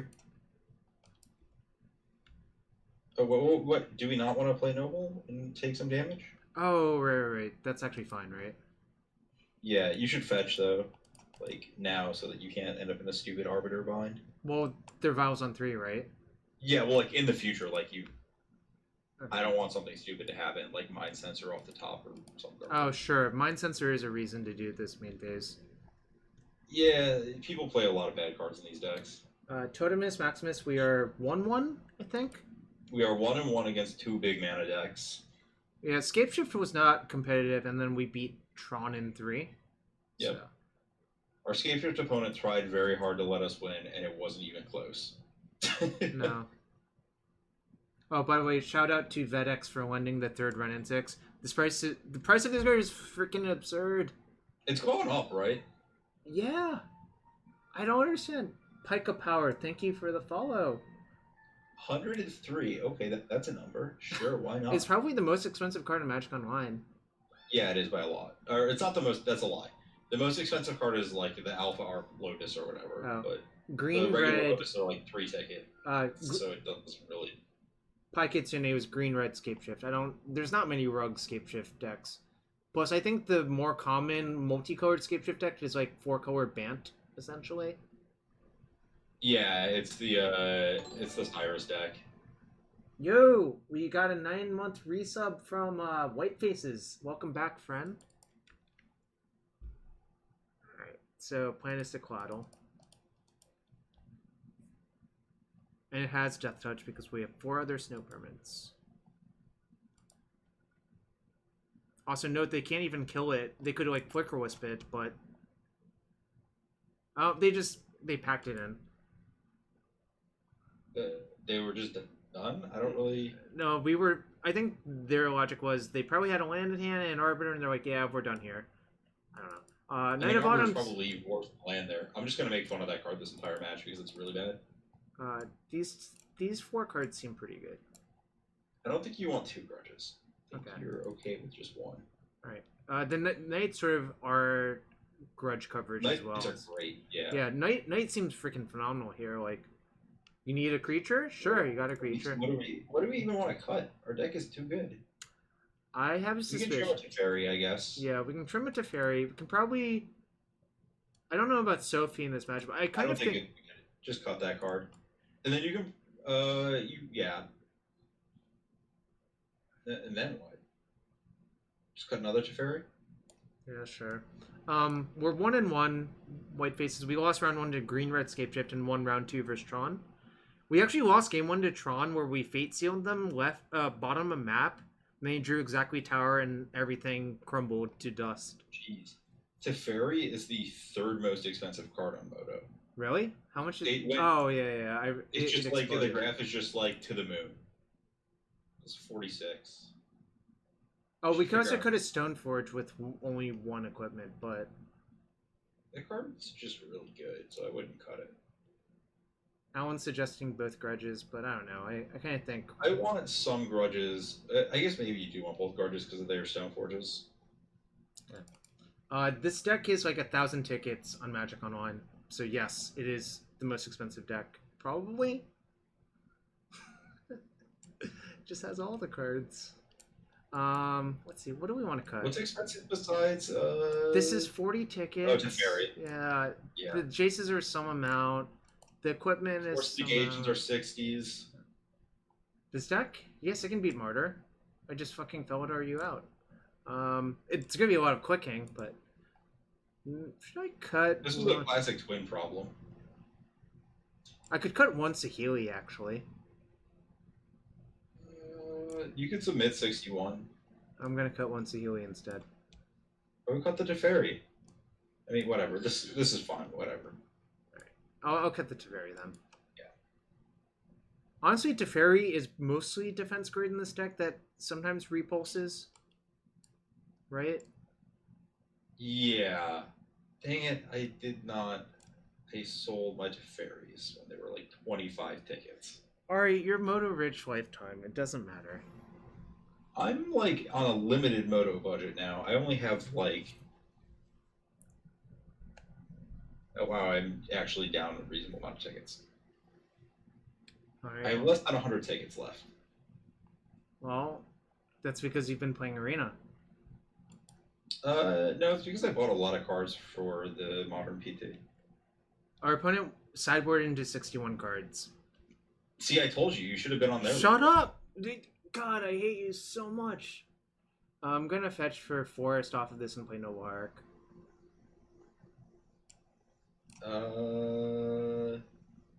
Sure. You can't stop me. I was just making sure we didn't want to use the other fetch. This is the only one that can get basics, though. It can only get basics, rather. Well, I was thinking that if they like Arbiter, we may want to. It doesn't really matter. Don't worry about it.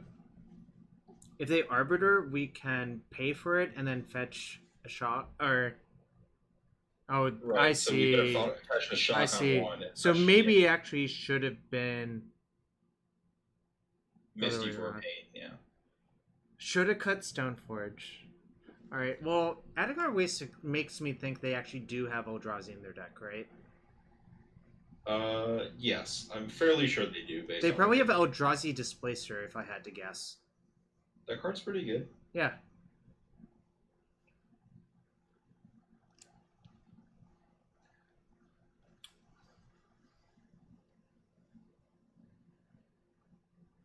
Okay. So I guess our turn is going to be Astrolabe Stoneforge. Yep. Hope we draw land, but even if we don't, it's not the end of the world because we can just get lands with Wrenn and Six. Yep. I hope they fetch up Manriki Gusari. I really do. They're just like in the tank about what to fetch. Nah, they got the skull. Okay. It's pretty good. I guess I should play Astrolabe first. Drawing a land's kind of nice. Alright, well. I guess I'll just get Steam Vents?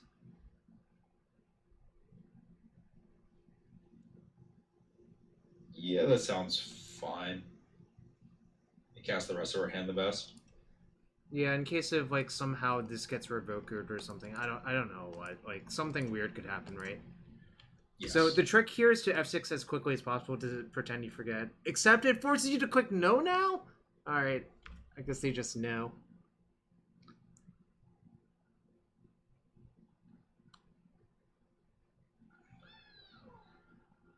The last Arnold has followed. Nice. And Yogboy.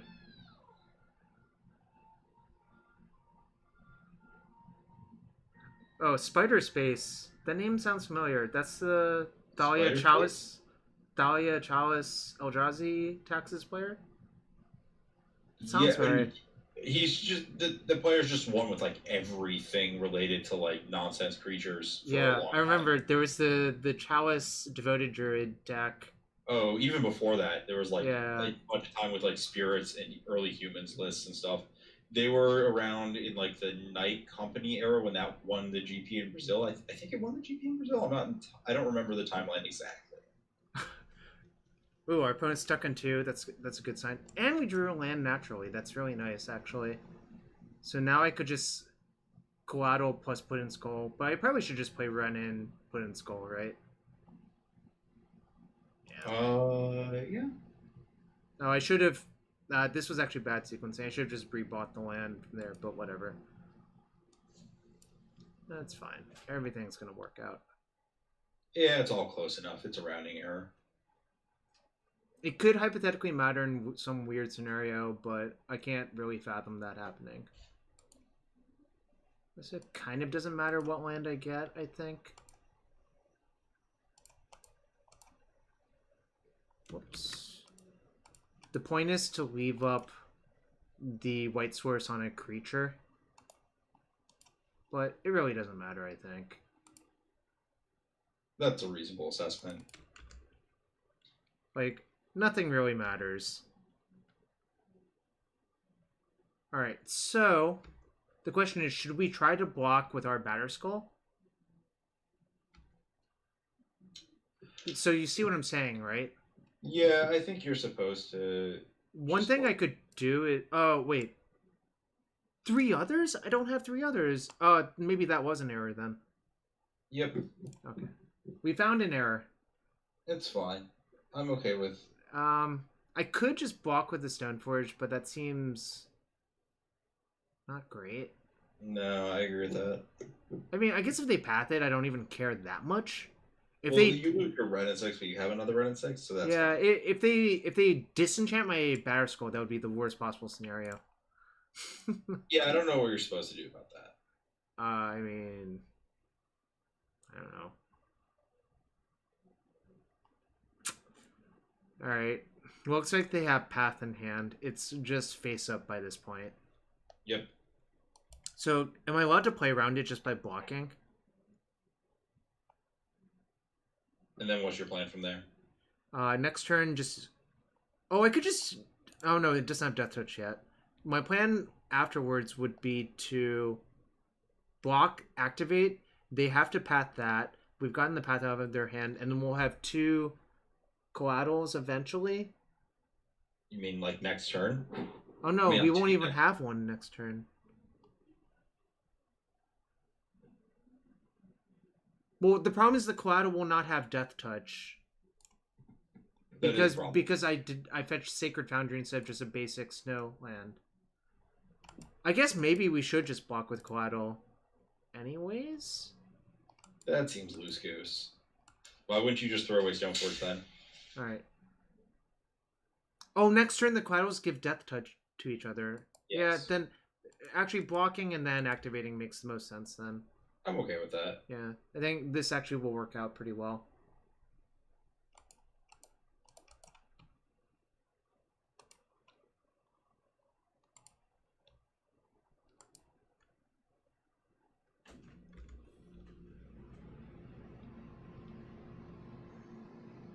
They might just path our Batterskull here anyway, so we can't get a thing. Yeah, and it would make sense for them to main phase path, because otherwise we could just pay 2 mana to get a basic, right? Yep. Aether Vial. I do not really care about that. I don't really either. It's not really ideal. Do I want Vista or Tarn? Probably just Vista. I mean, sure. Does it matter? No, you're gonna fetch basic island or whatever, so it's fine. I guess the consid was if you wanted to just burn 2 Wrenn and Six to kill the Arbiter here, or like you could have attacked with the Germ. If they block, you could then like double Wrenn, paying down their Mystic, and then they can't recycle Batterskull. I know. I'm gonna just play the fetch, and I think I should actually attack with this. Yeah. I think their mana's constrained. Yeah, that's okay. Also, ours is a 5/5. So it actually makes this really, really good. We shouldn't have activated Wrenn and Six then, because then they're oh, yeah. I forgot about the +1 part. Alright, so my plan is to just play Land Sago and see what they do. Yep. And if they do nothing, I can just flash both of these in. Yep. We could also set up the scenario where you just Voltron onto your big flying creature. Although... Well, see, it's not really a Voltron if there's just one thing. I know. We're sort of missing the Sophie by that point. That's just more like bequeathing the, the sword. It's not really a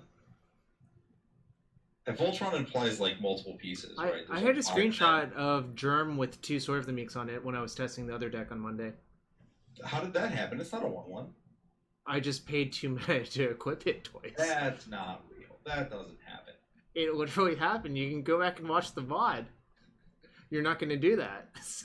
No, Sword of the Meek doesn't have game text. It does. Funny thing is, Sword of the Meek and Land of the Meek do not work well together. Is this only the 3rd match with this deck? Yeah, this match is slow. This deck is slow. To be fair, there were a lot of games where we didn't find Saheeli, remember? Well, like this one? Also, this matchup is like... This is not a fast matchup, right? I mean, I just assume their deck is so bad that they're going to lose regardless of what they do. I think I'm kind of just like double coatling. What if they path? I don't Oh. love that. I kind of want to coatl, block, pay for Arbiter, fetch. So, block with coatl? Or just block with the Germ?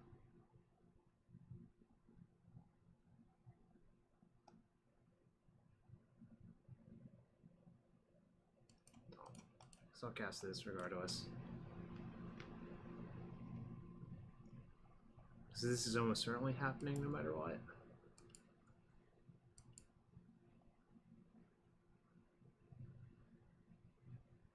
Could just block with the Germ. Wait, are Wren's on 5? Why would I... Do I even have to block? I think you want... No, Wren's on 5, like... What, I mean, if Wrenn ults, don't you do stuff that's good? I guess no, in this deck, what instants or sorcerers do we have that we can path and bolt that they can't ever beat? 1 second, I will be right back.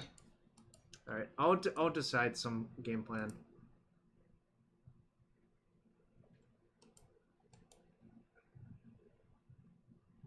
Look, I cannot fetch because of the Arbiter.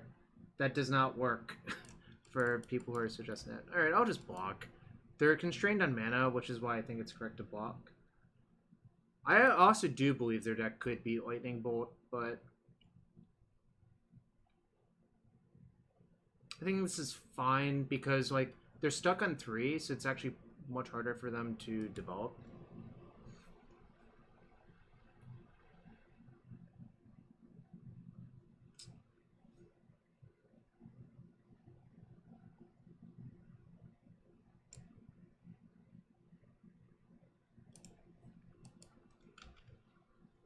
Interesting.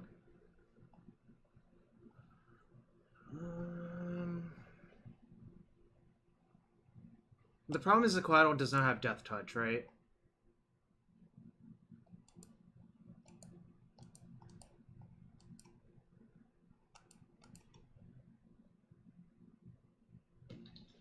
Yep. Okay, I'm back. I decide to block with the Germ. Okay. I think I would have thrown away the coatl, but... Like, the Germ was actually pressuring them here. Oh, I should have just blocked, paid, and fetched. Yeah. That's what I told you to do, Jarvis. I wasn't paying attention to you. I never do that. And you knew that I was right most of the time? I could just flicker the Batterskull. I kind of... so we can't really ping their stuff because of that card's ability. So I think we just, we tick up, we iterate a fetch this turn, and then...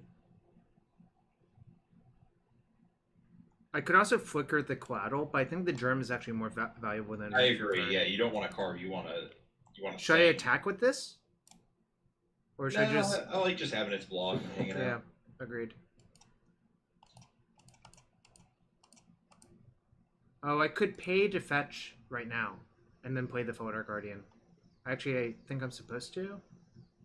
That's I don't know why you weren't gonna pay for the Felidar. Like that's what I thought we were doing.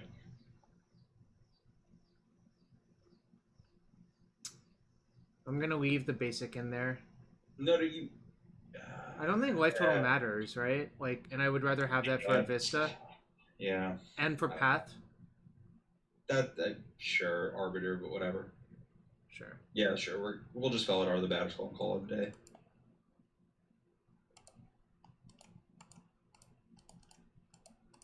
Sincerely doubt a lot of this is going to actually matter.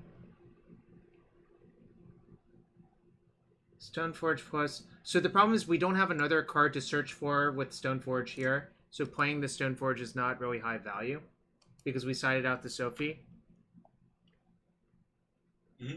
So just playing Squire does not seem particularly exciting. Maybe you disagree, but that's what we're doing. By the way, Grudge looks like it would be an incredible draw right here, is all I'm going to say. Yeah. Knight of Autumn also would be good. Yeah.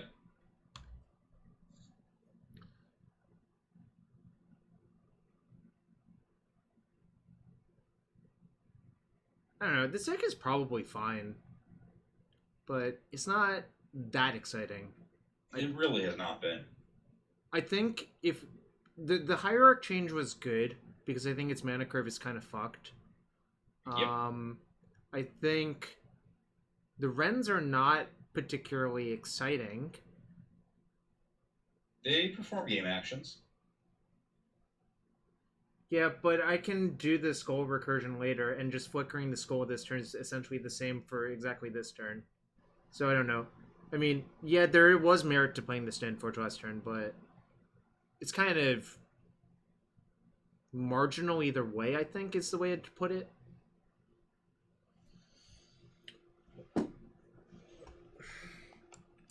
I am skeptical that this is a good card in this deck. Which card? Unsettled Mariner. I'm skeptical that that's a good Magic card, period.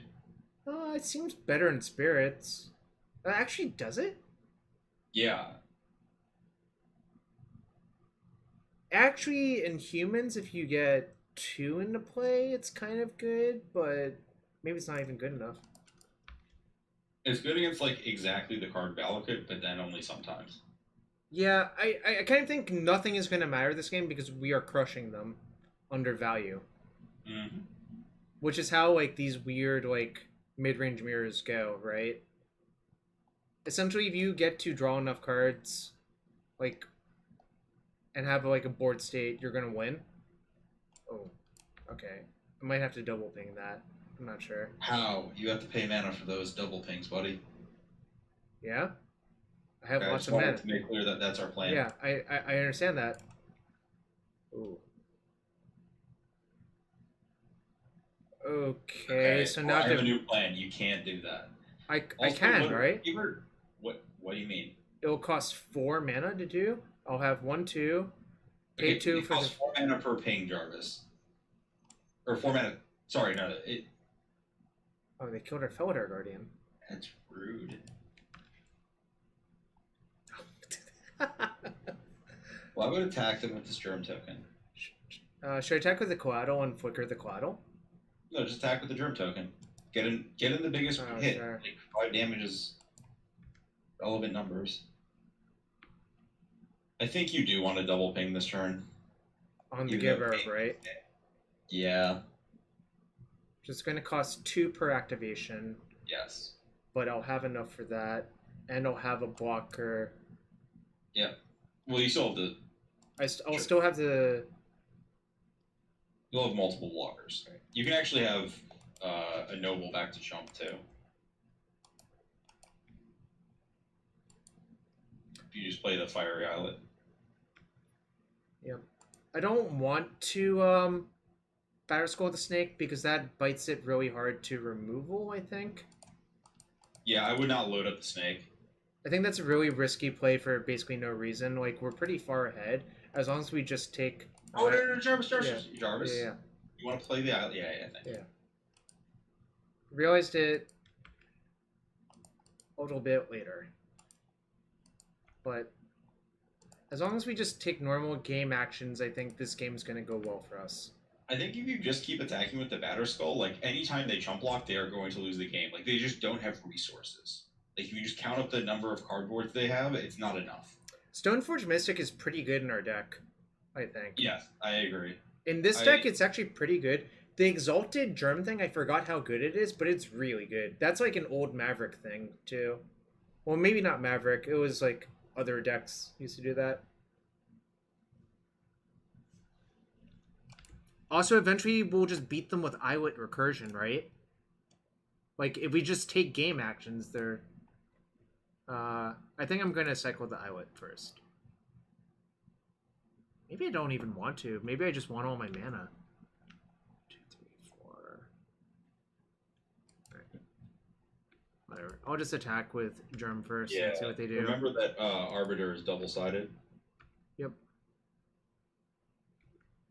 They're probably going to try to bounce the Batterskull, and then you can path in response to that and just, like... End the game. I wouldn't say end the game, but... Alright, I think I'm going to Felidar my Coatl, actually.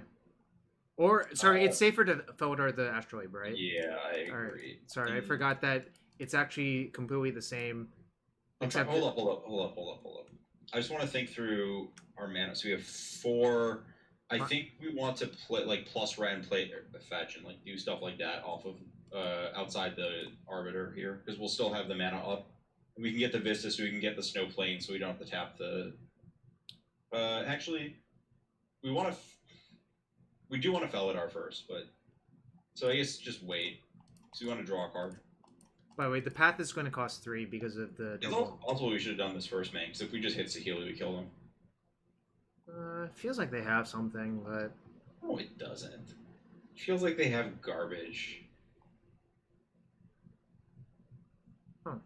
That's not garbage. Well, I would path that. After the ability resolves, obviously. Mm-hmm. And here so that they don't get the mana for the Batterskull recursion? Yeah.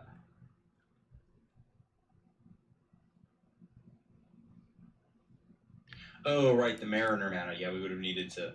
Right, that card is game text. It does. Yeah, it's all fine in the end. It has game text, but our opponent's losing to our stuff. Yeah, and they don't even get a land. This is a very traditional board state for the Leon and Arbiter deck. You've cast all of your spells and they amount to nothing. Some flickering the Astrolabe. Yep.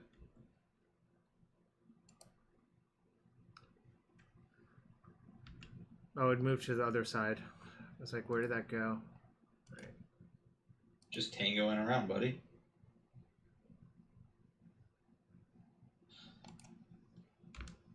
Doesn't really matter what I do. Their deck is probably good versus...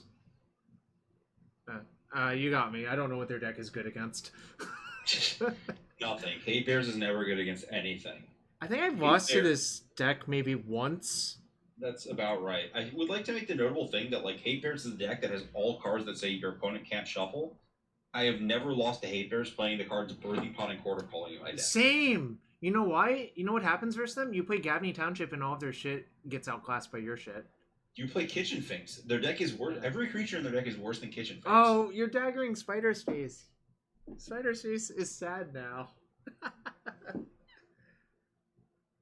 Oh, they targeted their Stoneforge. Played a lot of decks that don't have so, Leon and Arbiter. I would like to note they Flicker Wisp their Stoneforge, but an Arbiter was in play, so they couldn't even pay for it. Oh no. Oh no. They were supposed to Flicker Wisp our Germ, I think? Yes. Our deck? I'm not sure. I guess probably the best matchup for this deck, I would guess, is like Elves or something like that. I don't know. Work it out for me, Ari. What's the best matchup for this deck?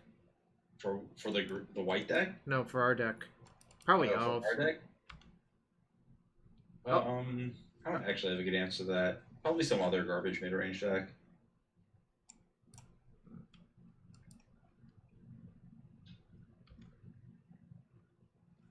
Should I lead off by cycling Islet? Because they only have one card in hand.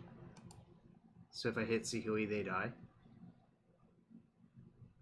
Or I could just cycle by casting the Coatl, I guess, which is actually exactly the same thing. So. If you cycle the Islet, you can also just like pick it up with a Wrenn and use it Yeah, again. but I can do that later as well. So I should actually cycle with this one first. It costs less. Does it? I mean, it costs the same amount, essentially. It's No, it doesn't. It costs 3 to cycle twice off Islet. Right? Oh, I see. Yeah. Okay. Nothing, yes, nothing of consequence has happened since I... Ooh. Well, I would cast that. I would target Giver. Well, I'd attack first, but... Oh, sure.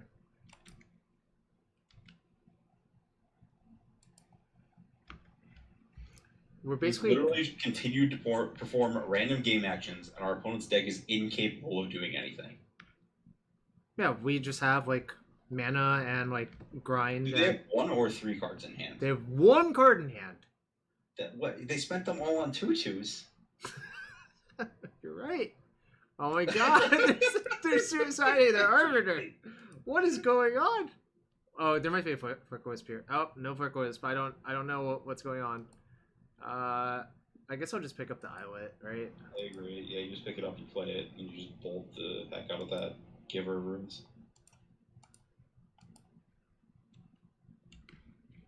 I think actually that was a mistake. You should have done this on your end step. I didn't think about how Flicker Wisp Vial timing works.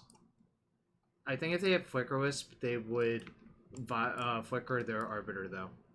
Well, I don't know if that's true. They might have just saved it for later, but I was just saying, like, if you do an end step, then they don't get back Giver without Summoning Sickness. Oh, sure. That does make sense.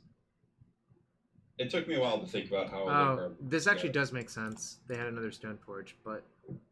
I mean, it still doesn't make a lot of sense.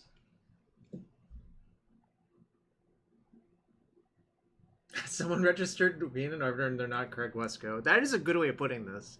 Did Craig Wesco ever... Yes. Remember White Blue at that one Worlds? It was Modern White Blue and World. GP Vegas 2017. Yeah, that sounds about right. Yep, that's pretty good. Is it? I guess it's a magic card. Ooh, we can fetch now. We can. Yes.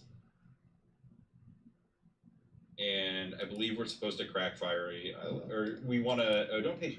yeah, I'm going to play Coatl and crack the thing, right? Yeah, I agree. It's going to basically cost me all my mana to do both anyways, so... Yeah. Well, let's give it 1 vote for Fiery Islet.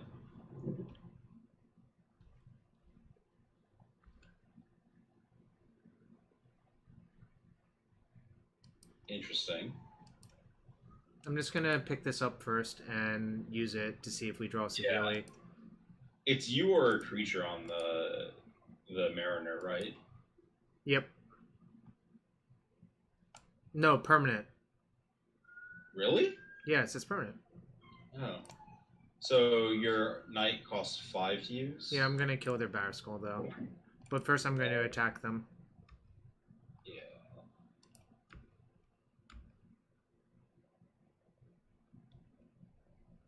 They just... They're like, I'm going to make a good Batterskull deck, but their deck is also incapable of defeating a Batterskull, so you just can't play it. God, what a stupid magic card. Do you remember GP Dallas, the one that Shields won? Yes, the one that he drew every match forever and yeah. DQ'd for draws. Just on this is the principle of if you get 3 draws in an event, you should be DQ'd. Yeah, but then you made fun of me getting 2 draws. Well, if 3 is bad, 2 is not significantly better. It's true. That's twice as many draws as I've received in 11 years of playing Pro Magic or whatever. Look, I'm still going to argue it wasn't my fault, except I should have been more aggressive about calling judges. It's not my fault, except for it was my fault. Okay, we have one thing in play that can block something with a sword on it. and 0 amount that we care about getting hit by a sword because we're at 8,000 life. Okay, cool. If there was an advantage bar, how far do you think it would be in our favor? Not like infinite, but a fair amount. Well, I should have played Astrolabe first, I think, but whatever. It hardly even matters, I think. I mean, we're... Yeah. I'm just going to take game actions and then my opponent's going to die to them. That's about right. That's... I believe your assessment's correct. I don't want to time out, like, technically. Okay. How much time do we even have? Oh, that's not a lot of minutes.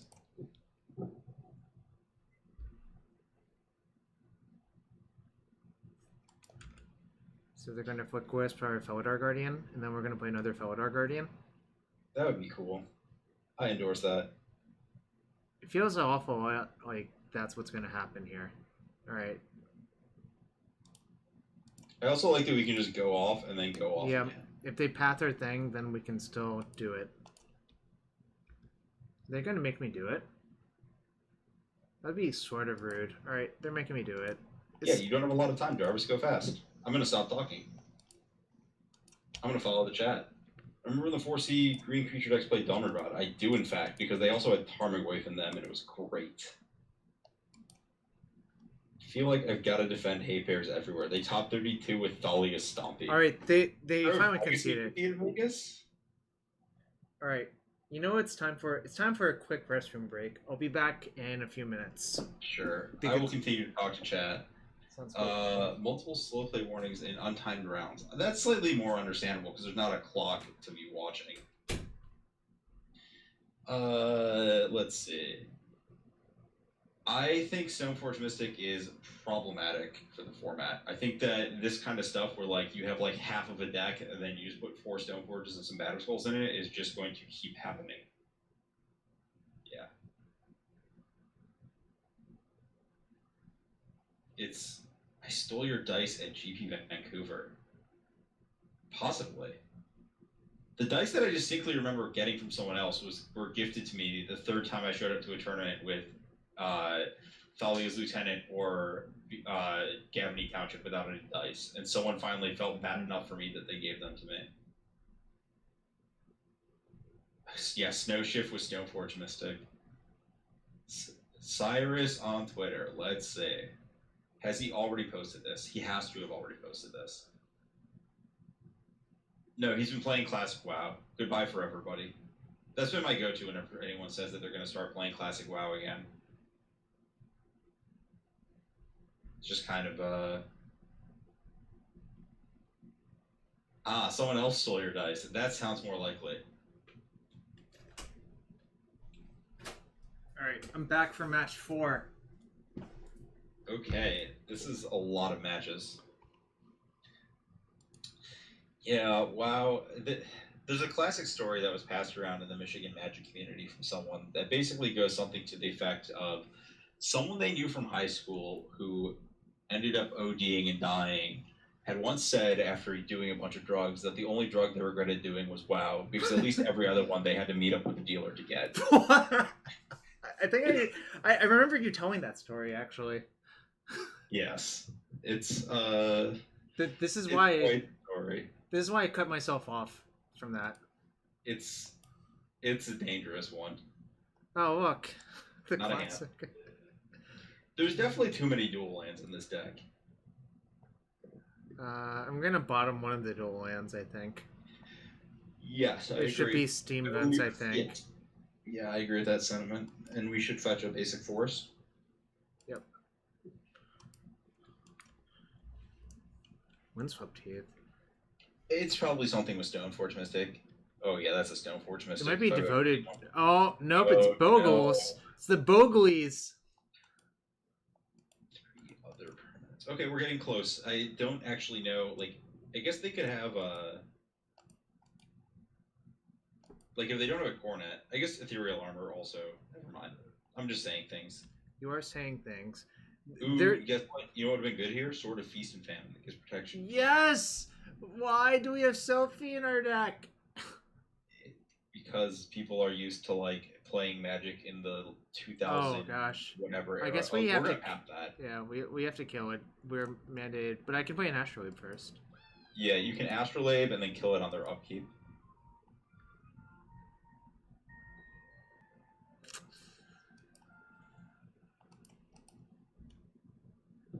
Our sideboard has the 2 knights for them. Hey, You can draw it, right?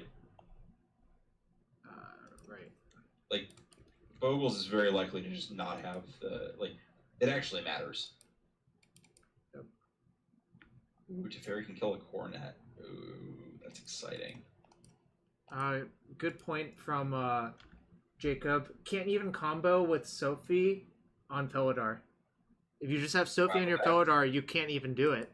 That's embarrassing. See, this is why... They had the other one in hand. Yes. Oh. Oh, we're gonna get them! For some definition of getting them. But that's pretty nice, right? Oh yeah, that's big time getting them. Do I want to take 2 or do I just want to... Probably want to take 2. Yeah.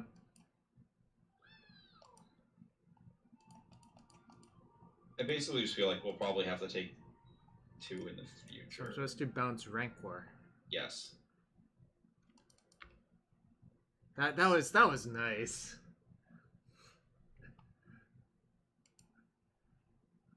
Right, just hope they don't have another Coronet. Okay, that's fine. That's some stuff. All right, None of these cards give first strike, so we get to Ice-Fang Coatl them in the future. Oh, nice, and they spent the 4 damage killing our Teferi. Yep. Which I'm super happy about that. Just play tapped Reading Pool Noble Hierarch here, right? Or, hold up, no. Yeah, whatever, too late. I was planning to just trade. I think we were supposed to play Fiery Islet and Stoneforge Mystic there. Oh, and just leave up both of these? Yeah. Alright, well, this is still fine. Yeah. Well, like, putting a Batterskull in the play next turn would have been really nice. Oh, that's Totem Armor! Oh, that's not good. Actually, the other play would have been way better then, I think. Yeah. I hope I don't lose because of that. We'll see. So we flash in. And I think we take the power off of the bigger one, right? I think so. Yeah. Because that makes it a 3, so that Batterskull defeats it in single combat. Mm-hmm. Yep. Okay. We're going to take a little bit of damage, but that's okay, I think. Yep. God, so many Bogles. Just going to 5 is not great. Because I play Stoneforge, right? Hold up. Going to 5. I think you want to play Jace this turn off the Fiery Islet. Just play both. Go to 5. I guess we die to Path then. Well, wouldn't they have Path? We're getting Path in the future, anyways. They might not have Path because it's not something relevant. Jace. Alan votes for Jace plus Stoneforge. The question is, if Yeah, we play I agree. Stoneforge, do we plus on them or do we brainstorm? I would brainstorm. We got to get somewhere. And we might draw a land that doesn't deal damage to us. One thing you can do is you can narrow down their range. They can't have an Ethereal Armor because they would have played it. They can't have a Coronet because that's better than doing what they did. So their last card is probably a land? I would agree with that statement. A land or Path to Exile. Yeah, it's going to be really hard to beat Path this game, so... Exactly. Alright. Does this change anything?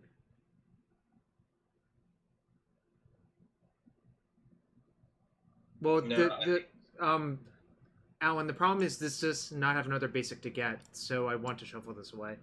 Yeah. You just put back that in the Batterskull and get the Batterskull.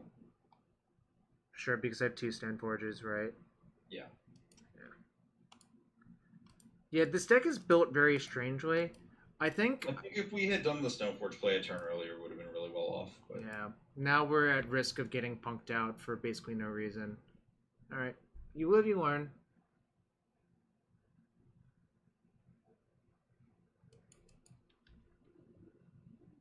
So I take 4, go to 1, then I hardcast Batterskull.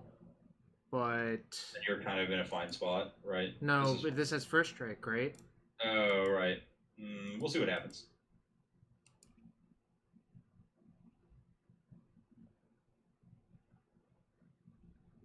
So I'm at 1 now. I'm not allowed to tap this for mana.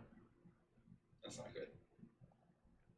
So they just drew the Hyena Umbra, so their last card was probably Slippery Bogle. Slippery. Yep.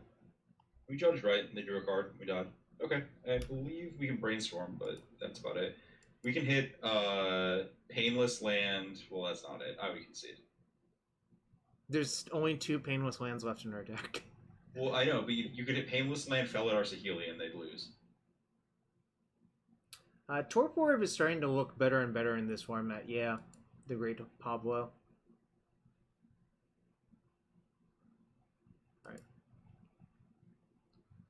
Depends on what deck's playing it. I don't think a lot of decks are allowed to play Torpor Orb. Like Hardened Scales? So we want Force of Negation and Night Autumn. Path to Exile sucks. We probably want 1, because we need to cover the stupid 1 card. Cut this sword. Yeah, if this was a Feast and Famine, it'd be so good. Is this good? Not really, right? Not really. A Path is better because it cuts off Spirit Dancer, and that's like a really threatening card. Is this card good? Another Maybe path might be better. I'm okay with 2 paths in this matchup. Yeah. I was just saying, like, the value of this card is not very high in this matchup, I think. It has not been good against any of our opponents, probably because no one has ever, like, played a deck in this format that it's... Like, people just have determined that you can no longer play X1s, and then they just stopped. That's what happened in Legacy, by the way. I got Force of Vigored from taxes lately. What? You haven't seen this deck? Force of Vigor, Squadron Hawk, and Legacy? Force of Virtue. Or, yeah, sorry, Force of Virtue. Okay, this makes more sense. You were like, they exhaled the green card. By the way, so I think we would have been fine if we made the play that you were actually talking about, but I fucked it up. Yeah. But that's okay. This game I'm just going to Stoneforge on 2, obviously. Yeah. I was thinking 7, that's lucky. That's not my experience with Bogles. That's also not my experience with Bogles either. I'm going to get Mountain here, I think. Maybe I should get Forest, actually. Yeah, I would get a Forest. Yeah. I'm currently looking at Legacy decks and just love this Land Grant Rite of Flame deck. Oh, I've never lost to that guy, but... That doesn't mean it's not awesome. Yeah. There's a Bloodhall Priest. Do you even know what Bloodhall Priest does? Yes. Do you want me to tell you why I know what it does? Cedric made me buy a bunch to bring to one of the Pro Tours. Oh, I do remember that. That was really funny. Why are you asking me if I know what that card does? Of course I do. I'm just going to play a tap land, say go. Yep. Cedric's record at that Pro Tour, 1-5. My record was not much better. You played the blue-white deck. You at least, like, guessed right. Yeah, I think I was... Yeah. Is this Armadillo Cloak? It is. That's basically an Armadillo Cloak. You know what I'm talking about, right? Yes. Oh. Everyone should know what an Armadillo Cloak is. Come on. But Armadillo Cloaks stack because it's a triggered ability. This one does not stack. Oh, they should have put an Armadillo Cloak into Modern Horizons. I think they did not want to do that. What do we do here? We probably just play 2 things, right? We have Wrenn get that back, and then play Coatl. I'm also pro attacking here. Yeah, obviously. If they want to trade their thing, then you just... That's an excellent trade for us. Yeah. And if they don't want to trade it, well, whatevs.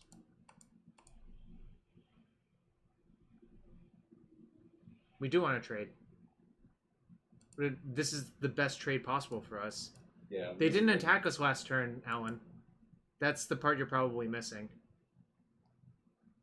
So I have to play this and get... They didn't attack. They literally just didn't attack, Alan.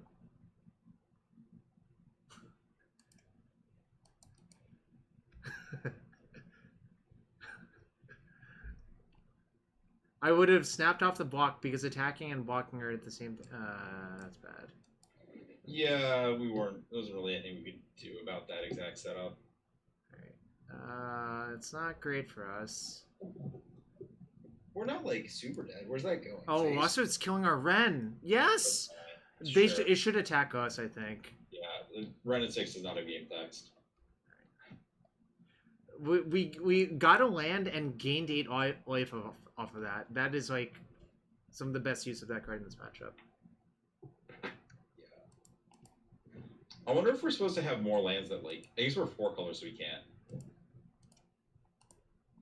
I was kind of wondering if we were supposed to have like a Blast Zone or a Ghost Quarter. No, that's not. Oh my gosh! How can people play Moguls against Blast Zone? So we just Felidar. Draw a card here, right? Yeah, I think I'm gonna flicker the Astrolabe. I think you get to attack them with Coatl and flicker the Coatl. Sure, if they want to kill that, that's so much better for us than them killing our Felidar Guardian. Yeah, exactly. I was checking for Spider Umbro real quick. I think that if you attacked into Spider Umbro, they might not block. Oh, we're out of lands for our Vista. Oh, that's bad. Right. This is fine, I guess. We have to play a Felidar this turn, but yeah. I want to draw not... my take on it is they don't have path. Alright, well, that works. Yeah, I would play the not basic, whatever. No, I didn't want to let them know that we had... They might not know. That's fair. They also might... I don't think they have a path in their hand. You know why? Because... They didn't cast it? Yeah, most people would path right there. Does this kill me? No. Alright. How big do you think that is? Is it 22? Because it's certainly not 22 to me. I think you just take. You can chump block later. I'm gonna try to kill them on my turn, though. Remember, you have to make like 40 creatures. I know, so it's really annoying. I kind of hope they concede to this, but obviously it's within their right to not concede to this.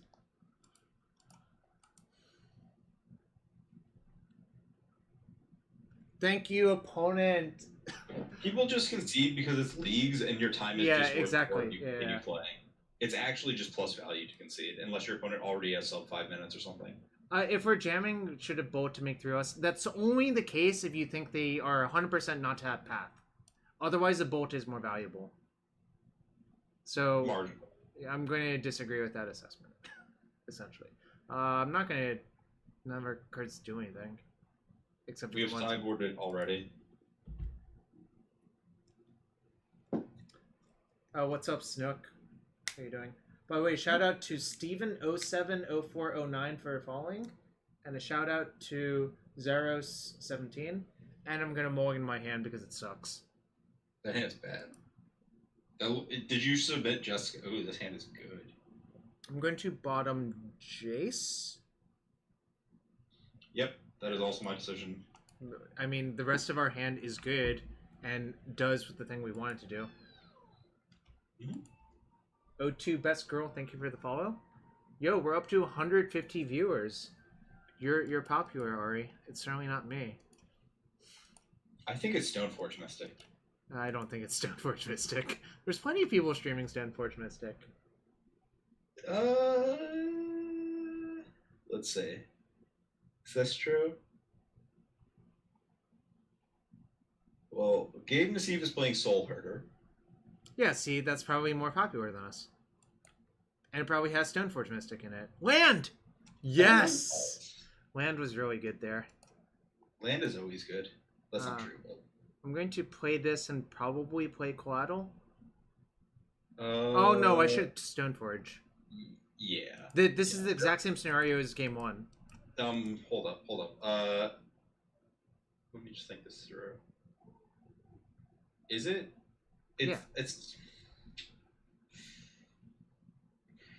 It's slightly different because next turn you're aiming to play Felidar, so you can kill them in another turn, right? So, like, I don't know if the game's going to proceed long enough. So do you think I should just Coatl and try to just take the Umbra off?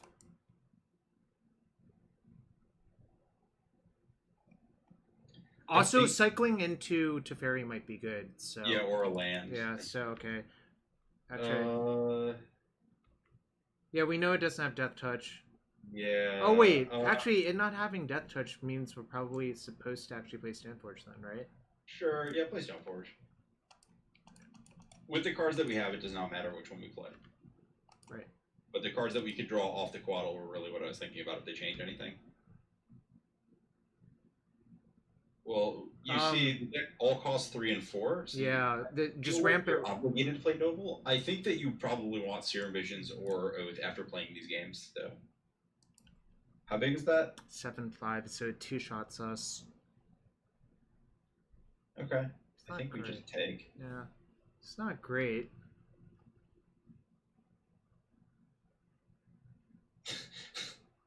So I guess I Felidar flicker one of my hierarchs. Yeah, that's probably right. Yeah. Just take minimize the damage take. Exactly. And hope to not have to block with the Felidar Guardian. They would need to add another Coronet would do it, right? Yes, another Coronet would force the block, and then you would lose the game.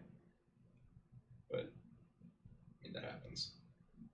Ethereal Armor also does it. Fuck! Why? We have lost this game. Oh, yeah, we're actually lost this game. Okay. Oh, I should have flickered my land to play Ash. No. Well, you want that? I specifically thought about this, and you wanted to prevent the damage. Yeah. You made all the best plays, then you died. Sometimes you get bogled. Do we have one more match with this deck? I think we do. Yes. And then we get to play Tron late, which is probably much faster. Unless you have a hammer list. I don't know what hammer lists look like. Well, they're like... I think that the mistake everyone's making with that deck is that it's they're making it with a second color, and you can just play Core Outfitter. You're aware that like Core Outfitter plus Hammer is just 12/12, right? It's just Stifle Knot for Modern. So I think that is something I'm interested in doing. What the hell? Alright, we're gonna mulligan. We're gonna mulligan. Yeah. This is better. I'm going to... Do we just put the Astrolabe on the bottom here, actually? That's my thought. Yeah. What's up, Sed? We have Urza Master Stefan Schutz in the chat as the Cedrus. Nice. I was excited about playing his deck because he has like a 71.3% win percentage in GPs. Lord Matri, I think that Bogles is good against like the random decks that people are playing, but it's bad against the decks that beat Stoneforge Mystic decks by like ignoring Stoneforge Mystic. Because like if you're gonna ignore Batterskull, you can probably ignore Daybreak Coronet. When is the WoW stream? JW Hall, I'm never playing WoW again. I've cut myself off. I hope my opponent doesn't Searing Blaze me. Please, no Searing Blaze. Uh-oh. I don't love this.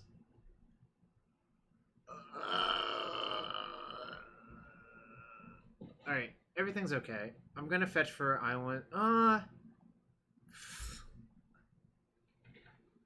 think you just play the Vista and pass the turn. Right.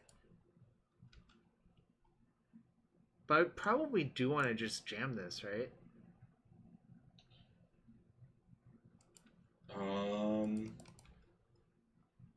I think you kind of want to bolt that. Right. Okay. Free land's kind of nice. Yeah, I was thinking about whether I think you actually were supposed to fetch in response, because if they flip the mountain, then you have to path it. Oh, yeah. That's actually not... Yeah, there's some super marginal stuff. No! You would have gotten hit by the guide anyways. Were you going to main phase, like, no. fetch a mountain and then pass? Yeah, I guess I was going to get hit by that no matter what. Like, right, you're playing against Burn, you think you're not going to, like, take damage the rest of the game? Right, I'm going to play this and play a tapped Hallowed Fountain. I agree. They have 4 cards in hand. That's really bad for us. Yeah, they missed Play 2 land drops. So we're deterministically dead in 2. That's no, we're not. Guess what do I do with this? I would just minus Jace on the Eidolon and play a tap land. Yeah, if they want to spend a burn spell on it, we're fine with that exchange. Yeah, I'm fine with any exchange here on that. Siege Rhinos would be good. Also, Thragtusk would be good. Thragtusk is Knight of Autumn, very good.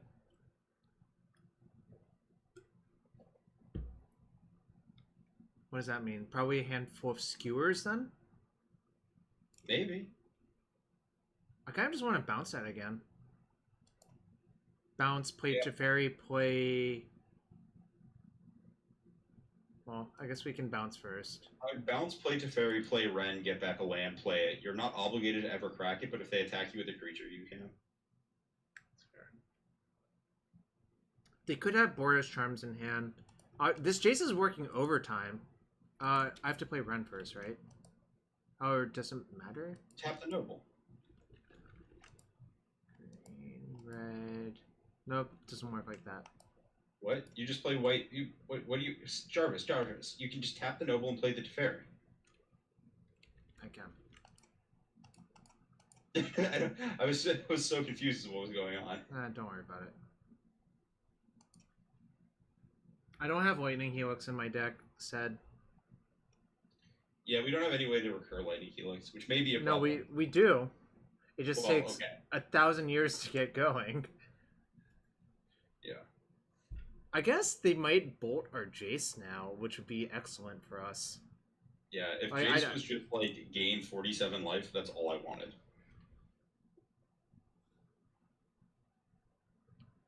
Their hand could also just be like a bunch of light up at the stages. The better burn lists have cut that card because they realize drawing 2 is not a necessary effect. I'm aware, but you said better burn lists. That's fair. I'm just going to tick up. Then you plus Wrenn, play the Prismatic with the intention of not sacrificing it unless you have to. Yeah, if like a Goblin Guide attacks me, obviously I will, but... Yep. Well, if a Goblin Guide attacks you, they're probably going to play with an Eidolon, so I guess you might not even use it ever. It's just like hanging out, doing its thing.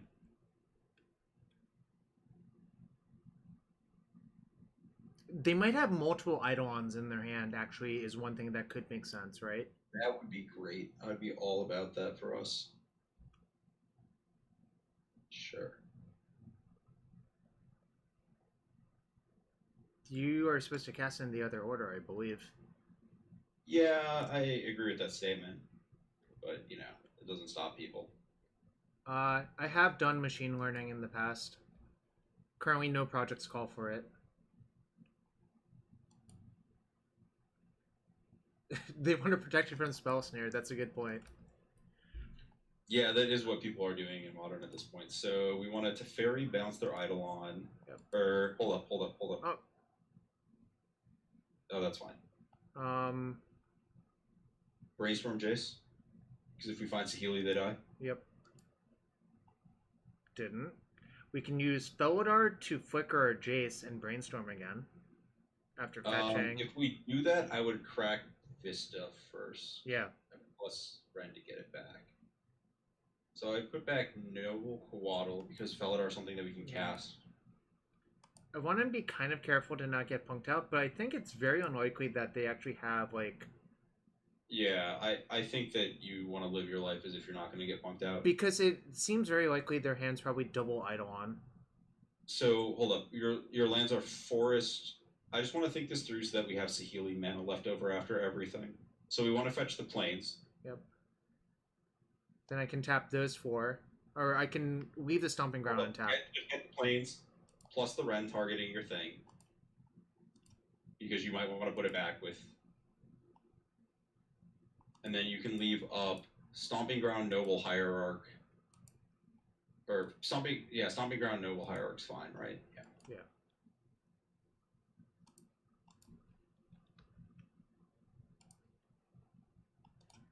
To 0.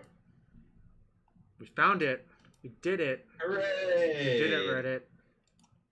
You need the Prismatic Vista, so don't use that. Cool. I'm just gonna stop talking while you make some things and talk to Chad instead.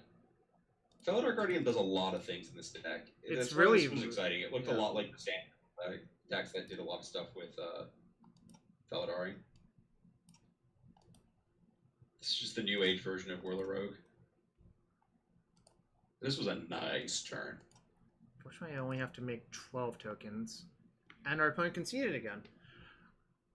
The beauty of Moto Again, Leagues. people just don't care about timing people out. Felidar Guardian Blinking Jace is So nice. And we want forces, and we want knights. I think this card sucks a lot. I'm going to take out 2 at least. But we do not need SoFi in this matchup. I agree. So believe we can shave. I guess this is actually kind of okay somehow. No, it's not. It just hit idle on that game, so it looked good. Okay, I'll just cut off the Teferis then. I would cut a Wrenn before Teferi. This fixes our mana, and like that was but like the other one's blue. Like I kind of think that play kind of matters a lot. Right. We're not owning. We're like 4, 5, 6, 7, 8, 9. We still have a Teferi in our deck. Yeah, 1, 2, 3, 4, 5, 6, 7, 8. Yeah, we'll leave it's them close. Teferi. I don't know. Choose wisely between Wrenn and Teferi. Men, we are 2-2 currently. Yeah.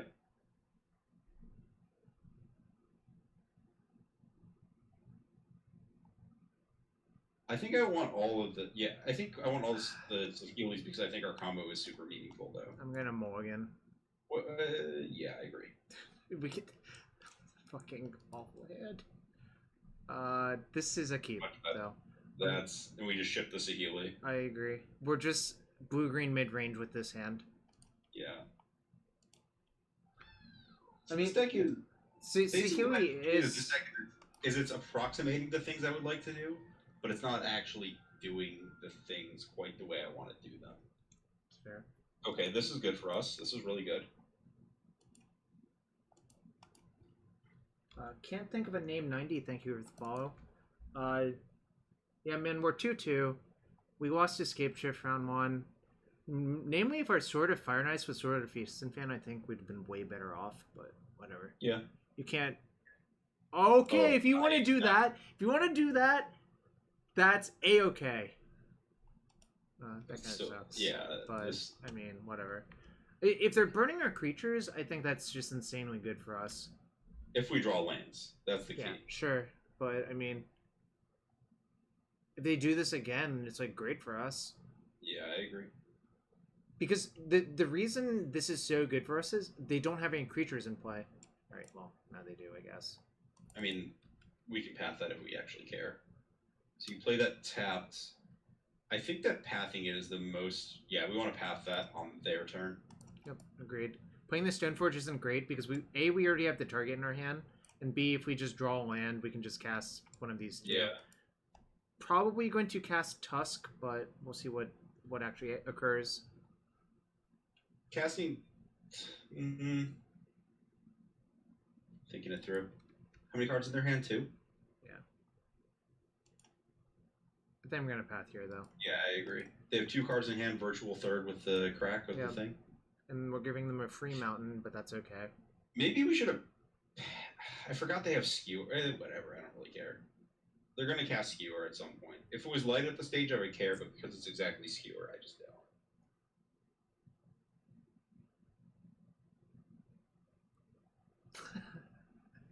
Wait, they're Boros Charming this main phase? Yeah, they think we have counters. Alright. So we want to Coatl and then see how our life goes. Yeah. I might want to block with the Noble. I don't know yet. Is it 3 other snow permanents on Coatl? Or... Yes. This is not a Baleful Strix. I would still play the Stoneforge Mystic. Yeah, I wish I had thought about Astrolabe, but we did bottom an Astrolabe, right? Yeah, you should have thought about Astrolabe, but playing the Stoneforge here is better than the Astrolabe regardless, because this like assures a resolve Batterskull next turn against our opponent's light on hand, like light on anything. Ooh, they Boros Charmed us, so we might be dead in that soonish. They have no cards. Look, they have 2 cards next turn. I don't know what you're talking about. Back in, by the way, we don't actually want to draw it. What? We don't actually want to draw Astrolabe. We shouldn't have shuffled. Oh, I should have clicked no is what you're saying. Yeah, yeah. Okay.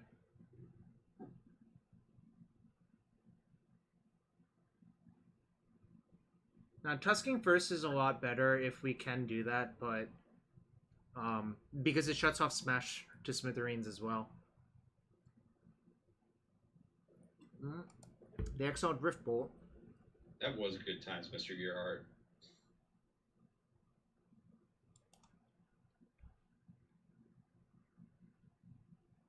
Tusk first play. Well, the problem with Tusk first playing around Skullcrack, although I'm going back to your chat, is that you don't get the life for so many turns. They have 2 cards in hand and they passed. They suspended Rift Bolt and they would start tapping it and then untapped. I think I'm gonna just play the Tusk, but you have to take 3 damage to do that. Don't do it. Oh, that kind of sucks. Yeah. Alright, I guess I'm not going to do that then. I guess I'm going to play... Let's think about this, though. 9, 6... It's correct to do so. To cast this? No, to play the Tusk. 7? No, we just go to 9, right? And then go to 6? Or yeah, I would just make the skull. You just want to make the skull. I believe I'm also supposed to play Astrolabe. I don't think you're supposed to attack. I think you want to prevent them from having anything that can do stuff, because you're going to win the game by gaming life. And I think you're supposed to play Astrolabe, and I think you're supposed to play the fetch land if you don't draw something off of it. Right. But not necessarily use it. The one thing that this is bad against, which is very possible, is if they drew exactly Boar's Charm, but whatever. We've already used 2. Yeah. Because okay. We can't play around Smash because they're going to play, we have Batterskull. They're going to smash us anyways. There's not really anything we can do. So we just have to fade a single draw step. That's good. And it can't be a creature. Yeah. I mean, it's not good, but, this is about as good of a scenario as I think. Oh, no! This looks like Skewer. No, it wouldn't be Skewer. Skewer would cost 1 mana. Oh, yeah. They could cast it not Spectacle. I've done that on Arena on accident. So, if we had made it into the other one, we would have been at 9. And then gone we would to have died 3. anyways. To 3 burn spells. No, they only have Rift Bolt plus Rift Bolt, right? Plus the Helix that EOT'd on us. Oh, yeah. Sorry. Yeah. Alright, well, we'll probably win game 3. I think our deck is actually pretty good versus Burn. It's okay. It's not as good as it was against Hate Bears, but it was pretty good. That's because Hate Bears doesn't do anything. You can just sit there. As long as you have a functional hand, you beat them. I'm trying to find a modern deck that I wouldn't want to be on the... I guess the answer involves something where they record in Stony Silence, because you could just die to that regardless of what you do. Tron is also not the greatest against Hate Bears. Bladetron, probably not the greatest versus Hate Bears.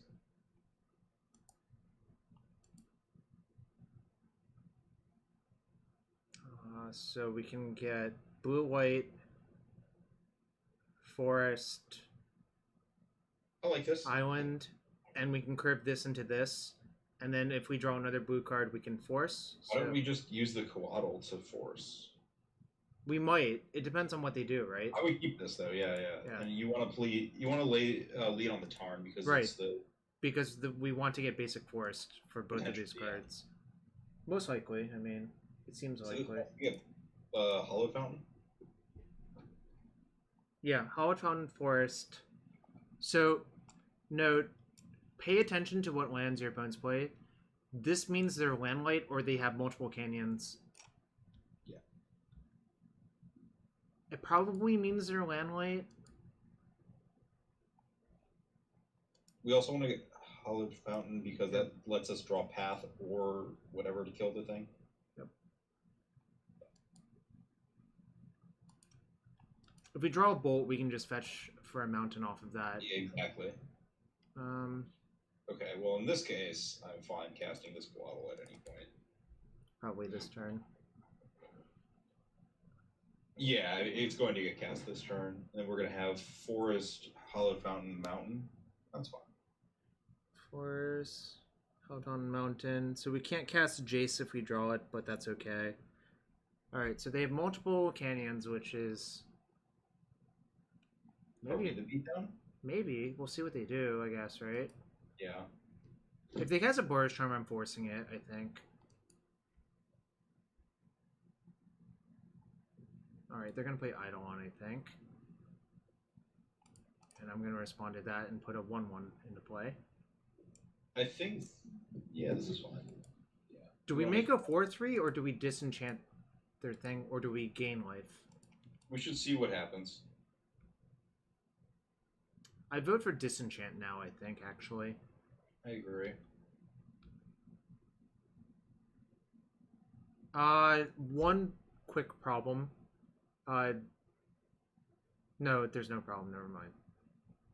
I vote for disenchant because I think we're going to do... So we're going to cast more than... Yeah, we're going to cast a bunch of spells, I think. I think so. We also do have a game plan. We should just continuously trigger an item bottom until the end of time.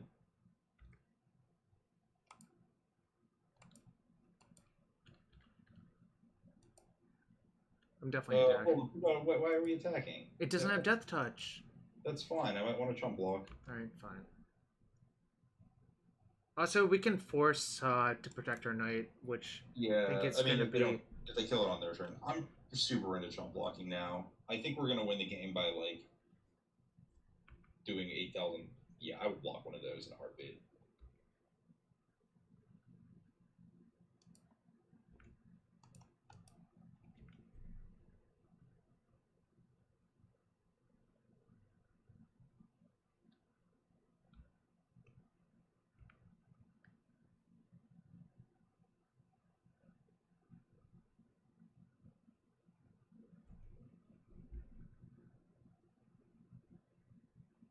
No, we want to recur this a bunch of times, Yeah. Andrew. Oh, we can't force that. Yeah. I guess we just make a copy. I mean, if we draw we have to hit our draw step. No, we can do it with this one. Well, yeah, but if we get to flicker it, that's just ideal. Yeah, I agree, because blocking with this would be pretty good too. Also, I think if we flicker it, there's a chance that... How many cards in their hands? 3. 3. Yeah, so we should get... Gonna get Island, right? Because Jace / hardcasting this might matter. Yeah. Yep. Well, whatever. This is fine. What were you suggesting?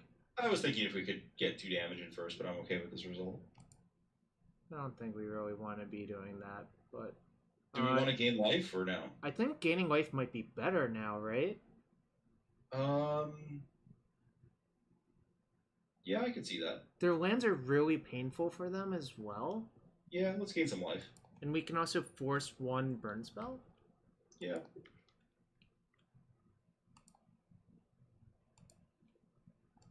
Also, this turn I'm planning to block with this thing, I think. The knight? Yeah. Well, we'll see what they do. I kind of hope they just tap out when we get to kill them again, but... Yeah. The problem is Force does nothing on our turn. Because it's a fixed force. What? That is in fact what the card does. Yeah, it's a fixed Force of Will. So we basically have to force burn spells on their turn if we want to use the card. Chumping that turn turned out badly. My issue is I think that if they just get to unload burn spells, we're now in a spot where chumping no longer matters. I think that chumping that turn was fine to mitigate our biggest risk.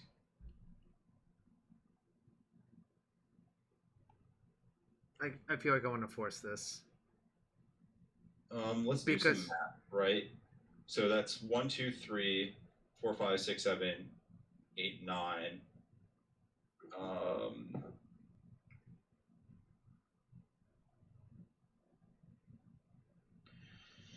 Yeah, that's fine. You can force that.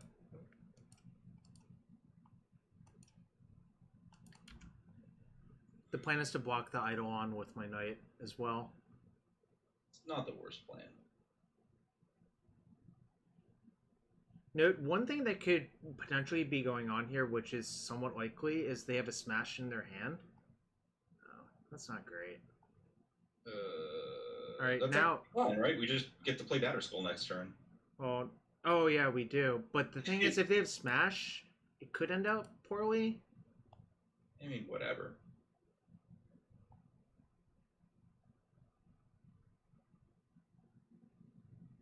They don't want to trade. Or they do want to trade? I mean, I think we have to trade, right? I think so too. I think going to 5 is much worse than going to 7.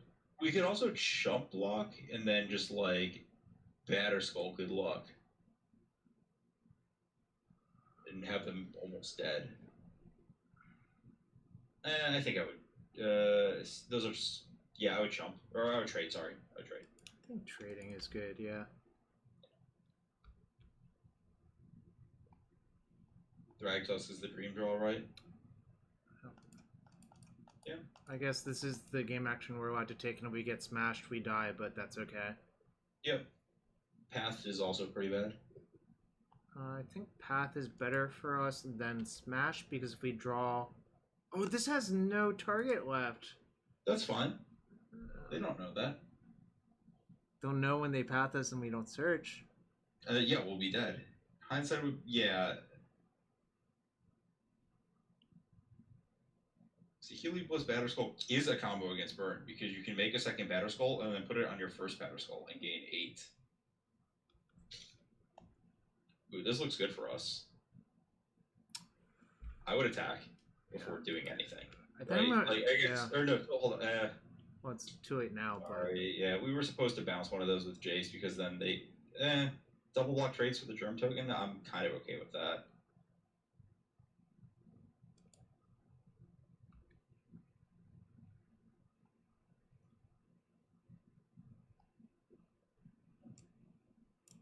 Okay. They have a Rift Bolt suspended, so I think I'm going to Fate Seal on them. Seal. Yeah.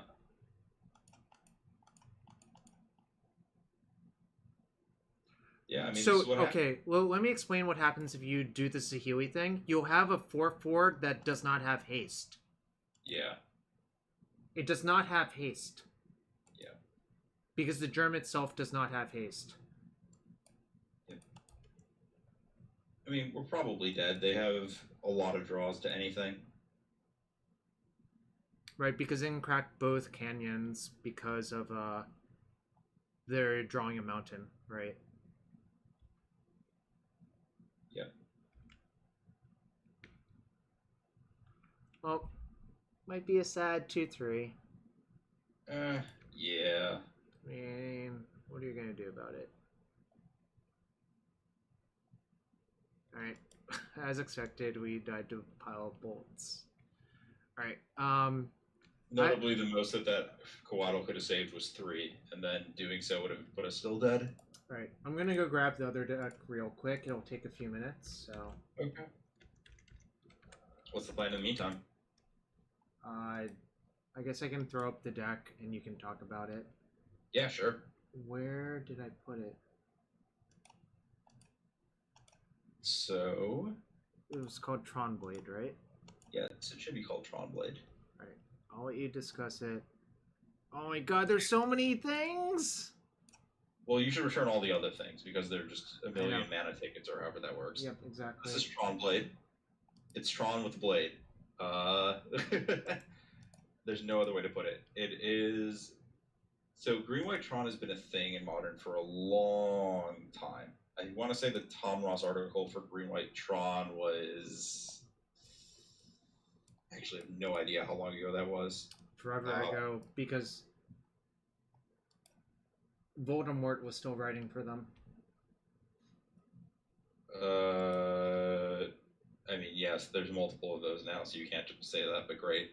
But basically the idea is, like, this combines a lot of the stuff that, from that deck, the mana, you can play Stoneforge, Batterskull's kind of Wormcoil Engine, but, like, there's a lot of other small things, like, in order to combat Karn, Great Creator, and Mirrors, I was kind of excited to play with more Allah's Dust and Ugins than Oblivion Stones.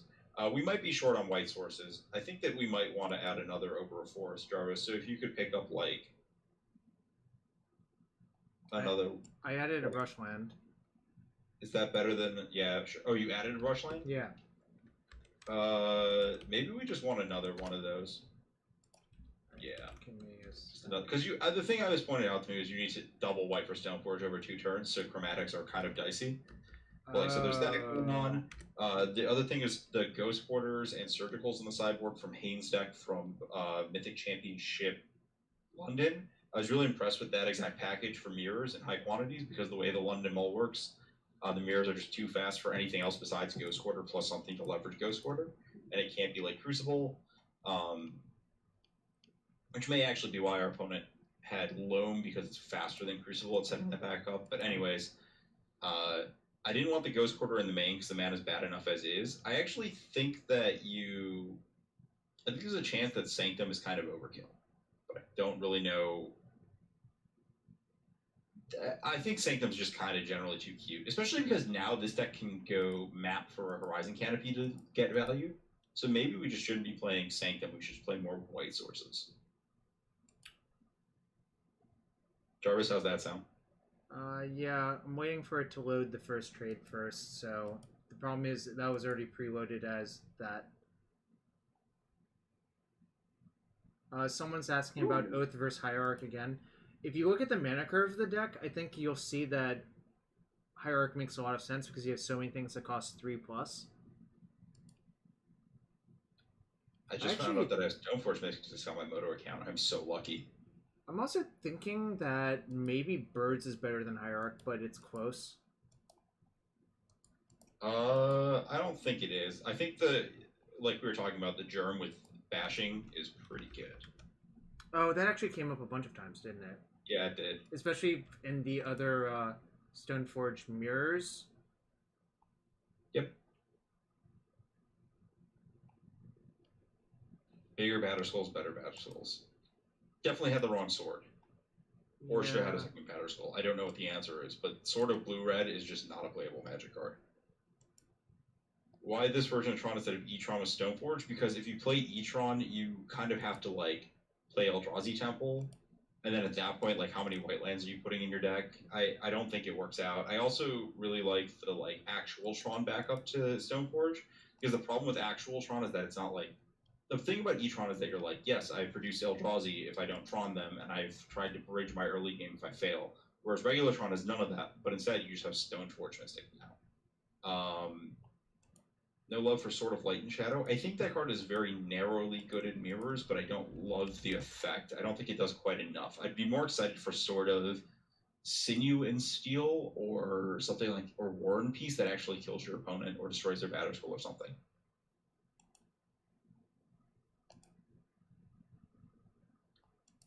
Feast and Famine isn't great when you're empty-handed. Usually in Modern, when you've expended all your cards, your deck should have done something that wins the game.